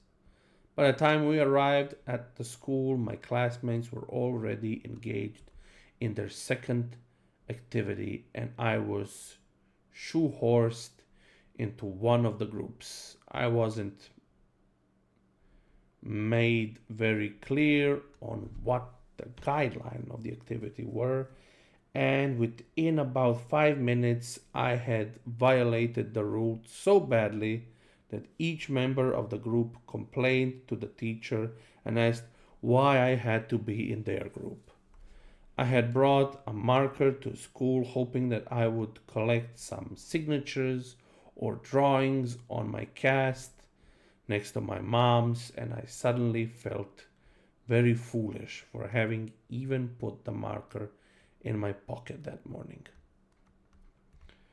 Kindergarten had the lunchroom to themselves at my elementary school, but some of the tables were off limits, so I didn't have to sit alone. I was self consciously picking at the fraying, frying end of my cast when a kid sat across from me. "Hey, I like your lunchbox," he said. I could tell he was making fun of me, and I grew really angry. In my mind, the lunchbox was the last good thing about my day. I didn't look up from my arm, and I felt a burning in my eye from the tears that I was holding back. I looked up to tell the kid to leave me alone, but before I could get a word out, I saw something that made me pause. He had the exact same lunchbox. I laughed. "I like your lunchbox too. I think Michelangelo is the coolest," he said while mimicking nunchuck moves. I was in the middle of rebuting by saying that Raphael was my favorite when he carton of milk knocked knocked open carton of milk off the table and onto his lap. I tried very hard to stifle my laughter since I didn't know him at all, but the struggling look on my face must have struck him as funny because he started laughing first. Suddenly I didn't feel so bad about my cast and thought that this person would hardly notice now anyway. Just then I thought to try my luck. "Hey, do you want to sign my cast?" As I pulled out the marker, he asked me how I broke it. I told him that I fell off the tallest tree in my neighborhood. He seemed impressed. I watched him laboriously draw his name, and when he was done, I asked him what it said. He told me it said Josh. Josh and I had lunch together every day, and whenever we could, we partnered up for projects. I helped him with his handwriting, and he took to blame when I wrote fart on the wall in permanent marker. I would come to know other kids, but I think I knew even then that Josh was my only real friend. Moving a friendship outside of school when you are 5 years old is actually more difficult than most remember. The day we launched our balloons, we had such a good time that I asked Josh if he wanted to come to my house the next day to play. He said he did, and that he'd bring some of his toys. I said that we could also go explore and maybe swim in the lake. When I got home, I asked my mom, and she said it would be fine. My enthusiasm was boundless until I realized that I had no way of contacting Josh to tell him. I spent the whole weekend worrying that our friendship would be dissolved by Monday. When I saw him after the weekend, I was relieved to find that he had run into the same obstacle and thought it was funny. Later that week, we both remembered to write down our phone numbers at home and then exchanged at school. My mom spoke with Josh's dad, and it was decided that my mom would pick up Josh and myself from school that Friday. We alternated this basic structure nearly every weekend. The fact that we lived so close made things much easier on our parents, who seemed to work constantly. When my mom and I moved across the city at the end of first grade, I was sure that our friendship had seen its last day. As we drove away from the house I had lived in my whole life, I felt a sadness that I knew wasn't just about the house. I was saying goodbye to my friend forever. But Josh and I, to my surprise and delight, stayed close. Despite the fact that we spent the majority of our time apart and only saw one another on weekends, we remained remarkably similar as we grew. Our personalities close cascaded, our senses of humor complemented each other's, and we would often find that we had started liking new things independently. We even sounded enough alike that when I started stayed with Josh, he would sometimes call my mom pretending to be me. His success rate was impressive. My mom would sometimes joke that the only way she could tell us apart sometimes was by our hair. He said straight he had straight, dirty blonde hair like his sister, while I had curly dark brown hair like my mother. Let me drink some water.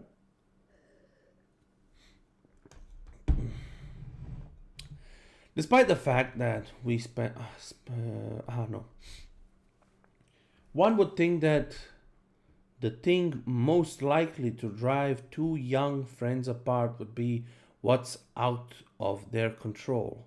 However, I think the catalyst of our graduate disengagement was my insistence that we sneak out to my old house to look for boxes. The next weekend, I invited Josh over to my house in keeping with our tradition of alternating house, but he said that he wasn't really feeling up to it. We started seeing progressively less of one another over the next year or so. It had gone for once a week to once a month to once every couple of months. For my 12th birthday, my mom threw a party for me. I hadn't made that many friends since we'd moved, so it wasn't a surprise party since my mom had no idea who to invite. I told a handful of kids become acquainted with and called Josh to see if he wanted to come. Originally, he said that he didn't think he could make it, but the day before the party, he called me to say that he'd be there. I was really excited because I hadn't seen him in several months. The party went pretty well. My biggest concern was that Josh and the other kids wouldn't get along. But they seemed to like each other well enough. Josh was surprisingly quiet. He hadn't brought me a gift and apologized for that, but I told him that it wasn't a big deal. I was just glad that he was able to make it. I tried to start several conversations with him, but they seemed to keep reaching dead ends. I asked him what was wrong. I told him that I didn't get anything. I told him that I didn't get why things had become so awkward between us. They were never like that before. We used to hang out almost every weekend and talked on the phone every couple days. I asked him what happened to us. He looked up from staring at his shoes, and just said, "You left." Just after he said that, my mom yelled in from the other room that it was time to open presents. I forced a smile and walked into the dinner room as they sang happy birthday. There were a couple of wrapped boxes and a lot of cards since most of my extended family lived outstate. Most of the gifts were silly and forgettable, but I remember that Brian gave me a Mighty Max toy shaped like a snake that I kept for years after. My mom was insistent that I opened the cards that had been brought and thanked each person who had given one, because several years before on Christmas I had torn through the wrapping paper and envelopes with such fever that I had destroyed any possibility of discerning who had sent which gift or what amongst or what amount of money. We separated the ones that had been sent by mail and the ones that had been brought that day so my friends wouldn't have to sit through me opening cards from people they had never met. Most of the cards from my friends had a couple dollars in them, and the ones from my family members contained large bills.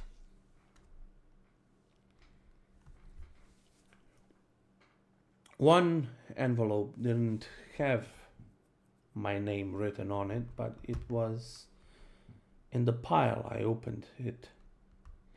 The card had generic floral patterns on it, face, and seemed to be a card that had been received by someone else who was now recycling for it for my birthday, because it was actually a little dingy.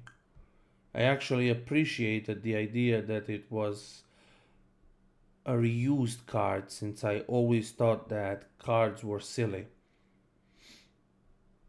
I angled it so that the money wouldn't fall to the floor when I opened it. But the only thing inside was a message that had come printed in the card. I love you. Whoever had given this card hadn't written anything in it, but I had circled the message in pencil a couple of times. I chuckled a little and said, "Gee, thanks for the awesome card, Mom." She looked at me quizzically and then turned her attention to the card. She told me that it wasn't from her, and seemed amused that she showed my friends, looking at their faces, trying to discern who had played the joke. None of the kids stepped forward, so my mom said, "Don't worry, sweetheart. At least you know now that two people love you." She followed what with the extremely prolonged and excruciating kiss on my forehead, and then transformed the group's bewilderment into hysteria. They were all laughing, so I couldn't have been any of them. But Mike seemed to be laughing the hardest. To become a participant rather than the subject of the gag, I said to him that just because he had given me that card, he shouldn't think that I'd kiss him later. We all laughed, and I looked at Josh. I saw he was finally smiling. Well, I think the gift might be the winner, but you have a couple of more to open. My mom slid another present in front of me. I was still feeling the tremors of surprised chuckles in my abdomen as I tore the let me just yeah, tore the colorful paper away. When I saw the gift, I had no need to suppress the laughter anymore. My smile dropped as I looked at what it was been given. It was a pair of walkie-talkies. Well, go on. Show everyone. Sorry. I held them up and everyone seemed to approve, but as I drew my attention to Josh, I could see that he had turned a sickly shade of white. We locked eyes for a moment and then he turned and walked into the kitchen. As I watched him dial a number on the cord phone attached to the wall, my mom whispered in my ear that she knew that Josh and I didn't talk as much since one of the walkie-talkies had broken, so she thought I'd liked it. I was filled with an interest appreciation for my mom thoughtfulness, but this feeling was easily overpowered by the emotions resurrected by the returning memory I'd tried so hard to bury. When everyone was eating cake, I asked Josh who he'd called. He told me he wasn't feeling well, so he called his dad to come get him. I understood that he wanted to leave, but I told him that I wish we could hang out more. I extended one of the walkie-talkies to him, but he put his hand up in refusal. Dejected, I said, well, thanks for coming.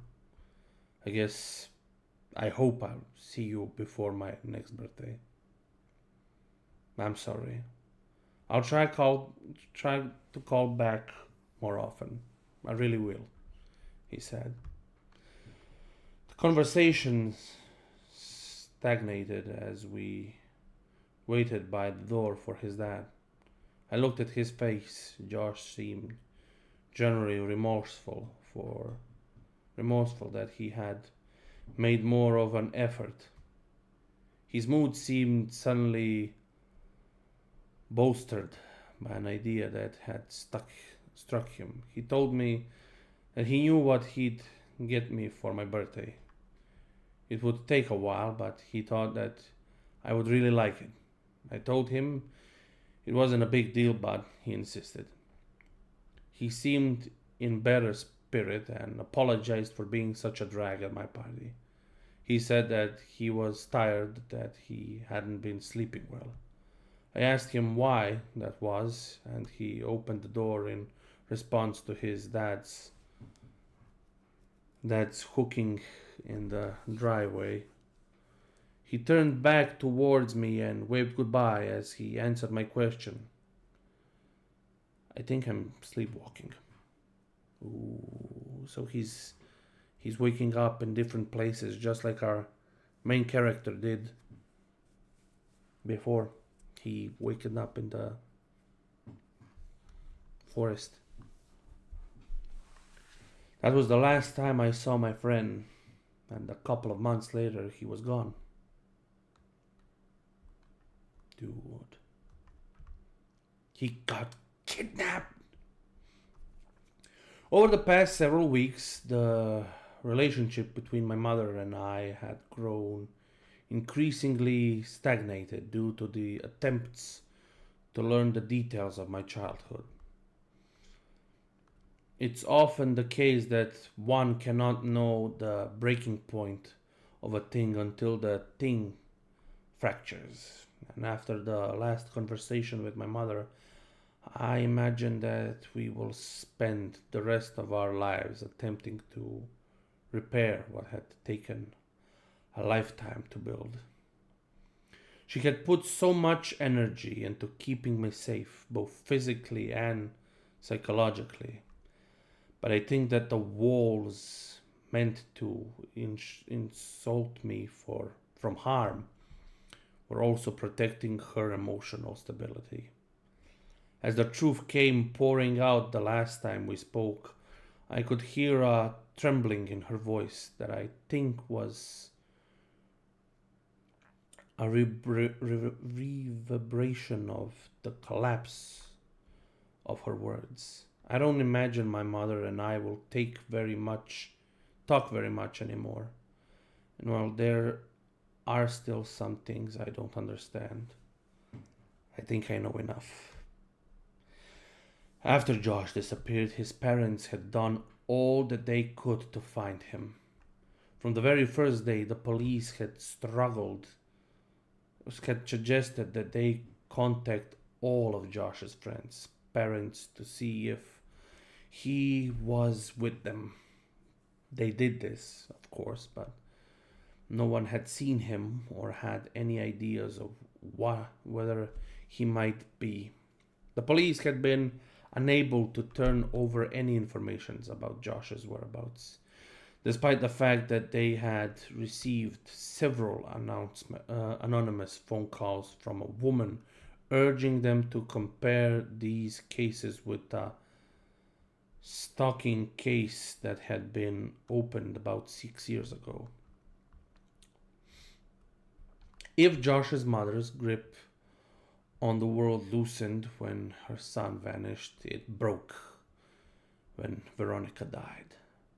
She had seen many people die at the hospital, but there is no amount of desensitization that can fortify a person against the death of their own child. She would visit Veronica twice a day since she was recuperating at a different hospital, once before her shift and once after. On the day of Veronica died, her mother was late leaving work, and by the time she arrived, her daughter's hospital, Veronica, had already passed. This was too much for her, and over the next couple of weeks, she became incredibly more unstable. She would often wander outside, yelling for both Josh and Veronica to come home. And there were several times her husband found her wandering around my old neighborhood in the middle of the night, half clothed and frantically searching for her son and daughter. Due to his wife's mental deterioration, Josh's dad could no longer travel for work and began taking construction jobs that were less well paying, so he could be closer to home. When they began expanding my old neighborhood more, about 3 months after Veronica's death, Josh's dad applied for every position and was hired. He was qualified to lead the build state, but he took a job as a laborer, helping to build frames and clean up the sites, and whatever else was needed. He even took odd jobs that were occasionally come up, mowing lawns, repairing fences, anything that kept from traveling. They began clearing the woods in the area next to the tributary of the transform the land into the inhabitable property. Josh's dad was tasked with responsibility of leaving the recently deformed lot, and this job guaranteed him at least several weeks of work. On the third day, he arrived at the spot that he could not level. Each time he drove over it, it would remain lower than all the surrounding land. Frustrated, he got off the machine to survey the area. He was temporarily to simply pack more dirt into the depression, but he knew that it would only be an aesthetic and temporary solution. He had worked construction for years and knew that root systems from large trees had been recently cut down would often decompose, leaving weaknesses in the soil that would manifest and weaknesses the foundation above. He weighed his options and elected to dig a little while a shovel in case the problem was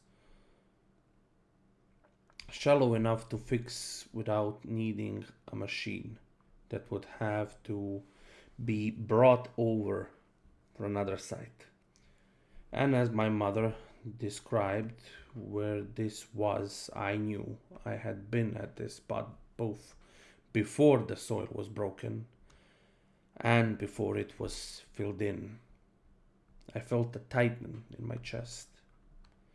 He dug a small hole about 3 feet down until his shovel collided with something hard.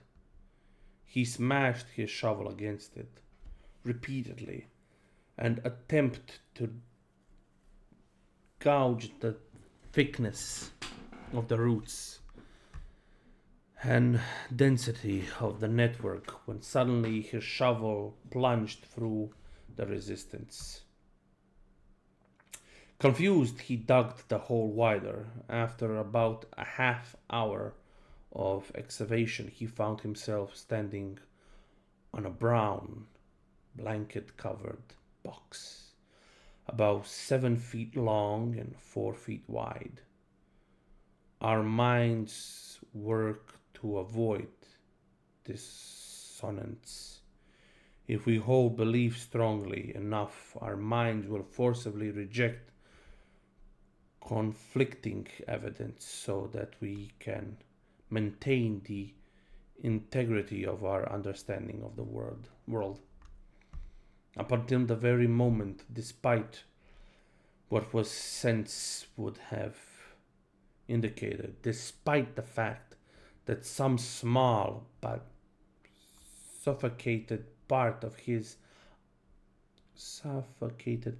him understood what was supporting his weight. This man believed he knew his son was still alive. My mom received a call at 6 p.m. She knew who it was. She couldn't understand what he was saying, but what she did comprehend made her leave immediately. Down here now, son, please God.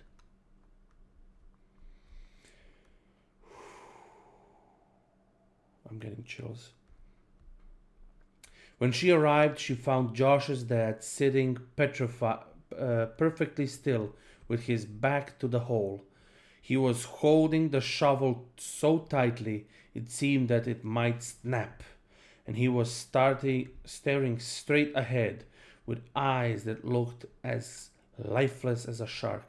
He wouldn't respond to any of her words and only reacted when she tried to gently take the shovel from him. He dragged his eyes slowly to her and just said, "I don't understand." He repeated this as if he had forgotten all other words, and my mother could hear him still muttering it as she walked past him to look into the hole. She told me she wished she had gouged her eyes out before she faced downward into the crater, and I told her that I knew what she was about to say and that she needed not to continue. I looked at her face. It was expressing a look of such intense despair that it caused my stomach to turn. I realized that she had known of this for almost 10 years and was hoping that she'd never had to tell me. A result, she never came up with the proper arrangements of words to describe what she saw. And as I sit here, I'm met with the same difficulty of articulation. Josh was dead. His face was sunk in and contorted in such a way that it was as if the misery and hopelessness of all the world had been transformed to it. The assaulting smell of decay rose from the crypt. My mother had to cover her nose and mouth to keep from vomiting. His skin was cracked almost crocodile-like, crocodilian, and the stream of blood that had flowed these lines had dried on his face after pooling and staining the wood around his head. His eyes lay half-eyelid, facing straight up. She said by the look of him he had not been long dead, and thus time had not brought the mercy of degradation to erase the pain and terror that was now etched into his face. She said it was as if he had fixed his gaze right on her, his open mouth offering an all too late plea for help. The rest of his body, however, wasn't visible. Someone else was covering it. He was large and lay face down on top of Josh. And as my mother's mind stretched itself to take in what her eyes were attempting to tell her, she became aware the significance of the way in which he laid. He was holding Josh. Their legs lay frozen by death, but entangled like vines in such lush tropical forest. One arm rested under Josh's neck, only to wrap around his body so that they might lay closer still. As the sun passed through the trees, its light became reflected by something pinned to Josh's shirt. My mother stopped to one knee and raised the collar of her shirt over her nose so that she might block the smell. When she saw what had caught the sun, her legs abandoned her and she nearly fell into the tomb. It was a picture. It was a picture of me as a child. Jesus Christ.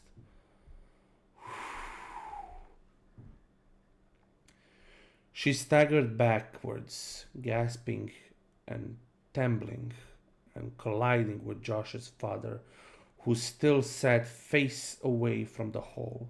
She understood why he called her, but she could not bring herself to tell him what she had knew from everyone for all these years. Josh's family never knew about the night I had woken up in the woods. She knew now that she should have told them, but to tell him now would help nothing. She sat there, resting her arms against Josh's dad. He spoke. I can't tell my wife. I can't tell her that our little boy. His speech staggered in fits, as if pressed his wet face into the dirt creek hand. She couldn't bear it. After a moment, he stood up, still, shuddering, and lumped towards the grave. With a final sob, he stepped down into the coffin. Josh's dad was a big man, but not as big as the man in the box. He grabbed the back of the man's collar and pulled hard. It was as if he intended to throw the man out of the grave in a single motion, but the collar ripped and the body fell back down on top of his son. "You motherfucker!" He grabbed the man by the shoulders and heaved him until he was off Josh and sat awkwardly but upright against the wall of the grave. He looked at the man, staggered back and stepped. Oh God, no. No, please God, no. In a struggling but powerful movement, he lifted and pushed the corpse completely out of the ground, and they both heard the sound of glass rolling against wood. It was a bottle. He had it in his mouth. He handed it to my mother. It was ether. "Oh, Josh," he sobbed, "my boy, my baby boy. Why is there so much blood? What did he do to you?"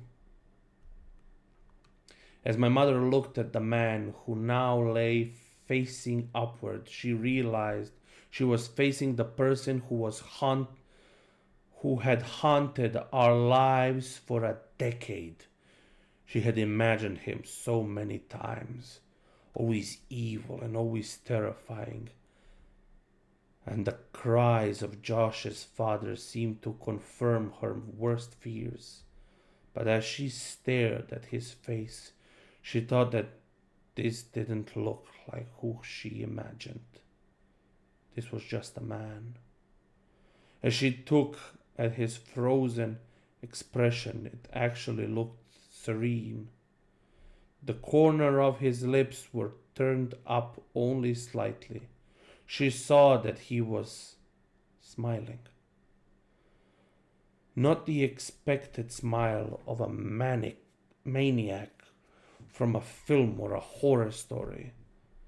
Not the smile of a demon or the smile of a fiend. This was the smile of a contempt or satisfaction. It was a smile of bliss. It was a smile of love.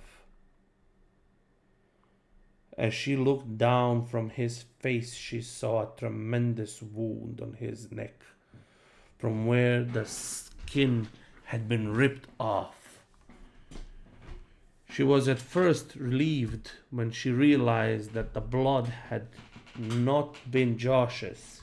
Perhaps he had suffered less, but this confirmed was short-lived as she realized just how wrong she was. She brought a hand, opened her mouth, and whispered, almost as if she was afraid to remind the words what happened. They were alive. Josh must have bitten the man's neck in an attempt to get free, and although the man had died, Josh couldn't move him. I began crying when I thought of how long he might have laid there. She looked through the man's pocket for some kind of identification, but she only found a piece of paper. On it was a drawing of a man holding hands with a small boy. Next to the boy were initials. My initials. I'd like to think that she was remembering that part of the story inaccurately, but I'll never know for sure. As Josh's father carried his son out of the grave, my mom slid the piece of paper into her pocket. He kept muttering that his son's hair had been dyed. She saw that it had. It was now dark brown, and she noticed that he was dressed oddly. His clothes were all far too small. After Josh's after Josh's dad delicately laid his body in soft, dirt, he began gently praising his hands against his son's pants to feel his pockets. He heard a crackle. Carefully, he retrieved a folded piece of paper from Josh's pocket. He looked at it, but was vexed. Absolutely, he handed it to my mother, but she didn't recognize it either. I asked her what it was. She told me it was a map, and I felt my heart shatter. He was finishing the map. That must have been the idea for my birthday present. I found myself strangely hoping that he hadn't been taken while expanding it, as if that would somehow matter now. She heard Josh's father grunt and looked to see him pushing the man's body back into the ground. When he walked back towards the machine and had found a spot for him, he put his hand on a canister of gasoline and paused with his back towards my mother. You should go. I'm so sorry. It's not your fault. I did this. You can't think like that. There was nothing, he interjected flatly. Almost with no emotion at all. About a month ago, a guy approached me as I was cleaning up the site on the new development a block over. He asked me if I wanted to make some extra money. And because my wife's not working right now, I accepted. He told me that some kids had dug a bunch of holes on his property and he offered me $100 to fill them in. He said that he wanted to take some pictures of the insurance company first, but if I came back after 5 p.m. the next day, that would be fine. I thought this guy was a sucker since I knew clearly that lot was coming up, so someone would have had to do it anyway. But I needed the money, so I agreed. I didn't think he even had $100, but he put the bill in my hand and I did the job the next day. I've been so exhausted that I didn't even think about it after it was done. I didn't think about it until today when I pulled the same guy off my son. He pointed to the grave and his emotions started to push through and he broke into the sob. He paid me $100 so that I could bury him with my boy. It was as if saying it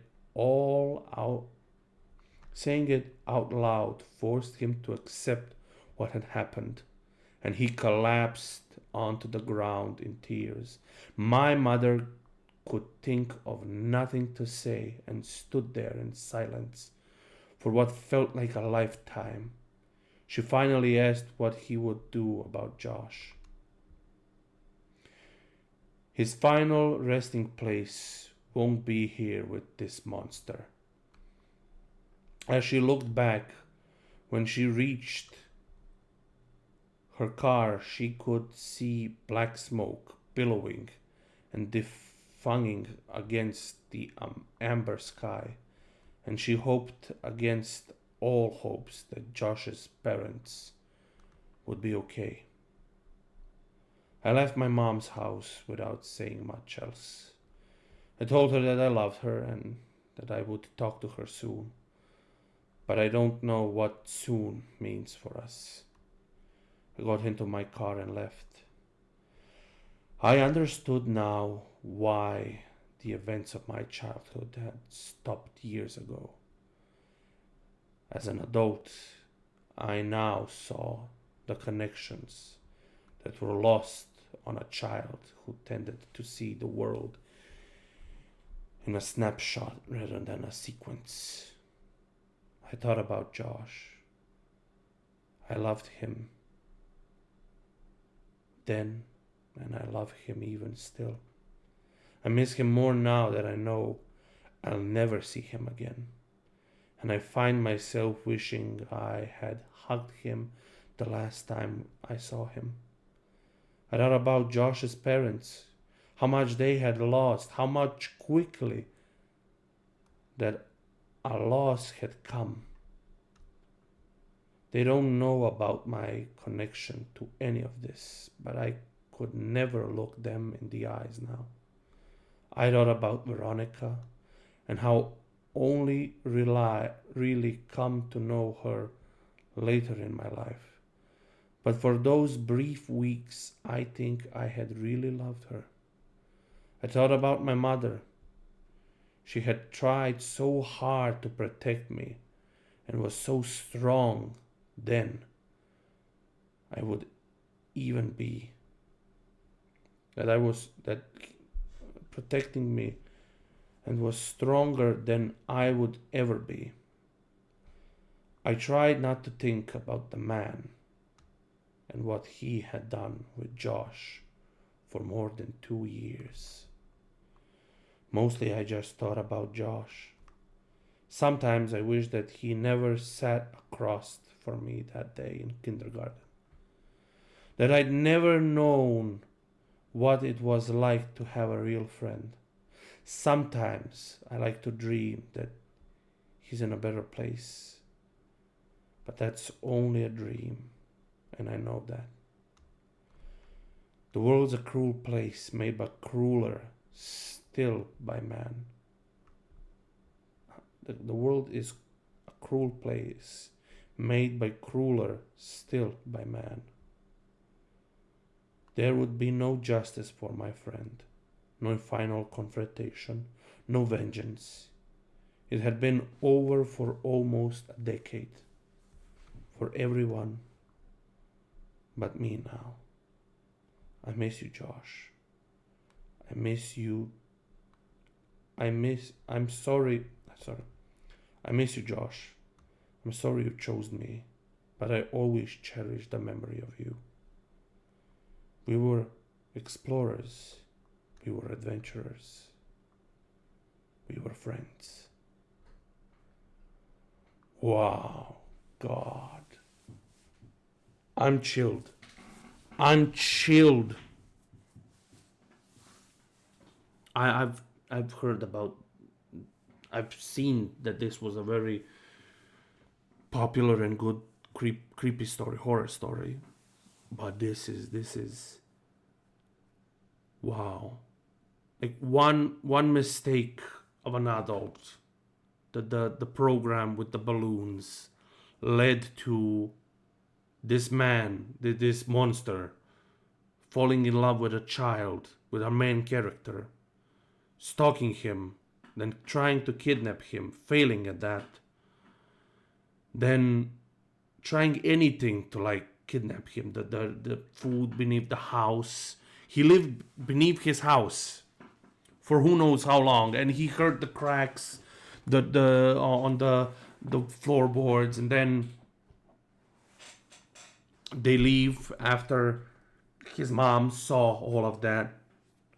And then the disappearance of his cat. He probably took he maybe took boxes one day to make him come. And then both him and Josh go and have that god awful experience at the house. And they're young kids, they don't want to get in trouble, so they tell no one about it.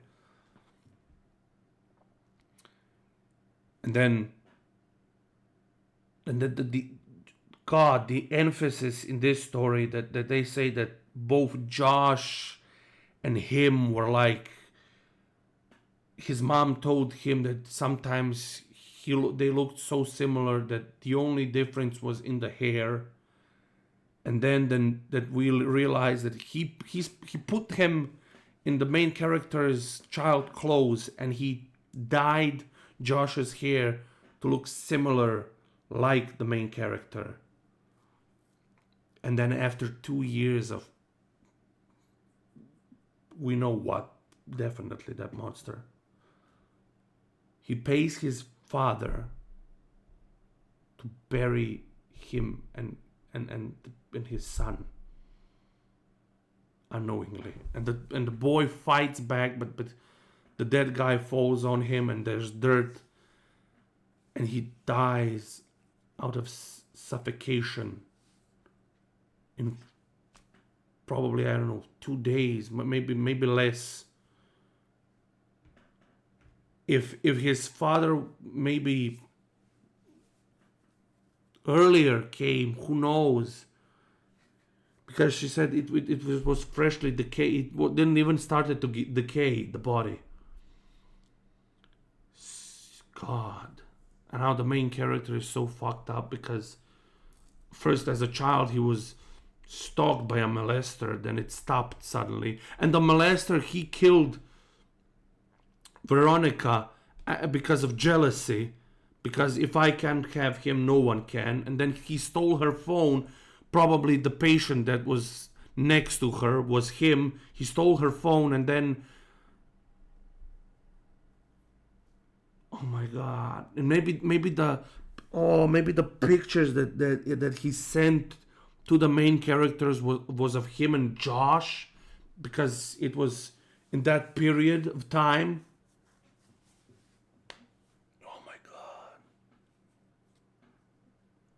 And then the realization that he buried his own son. And now the main character lives with this guilt. And sometimes thinks that maybe it was better that he never met Josh at all. His best friend. The person he truly loved. God.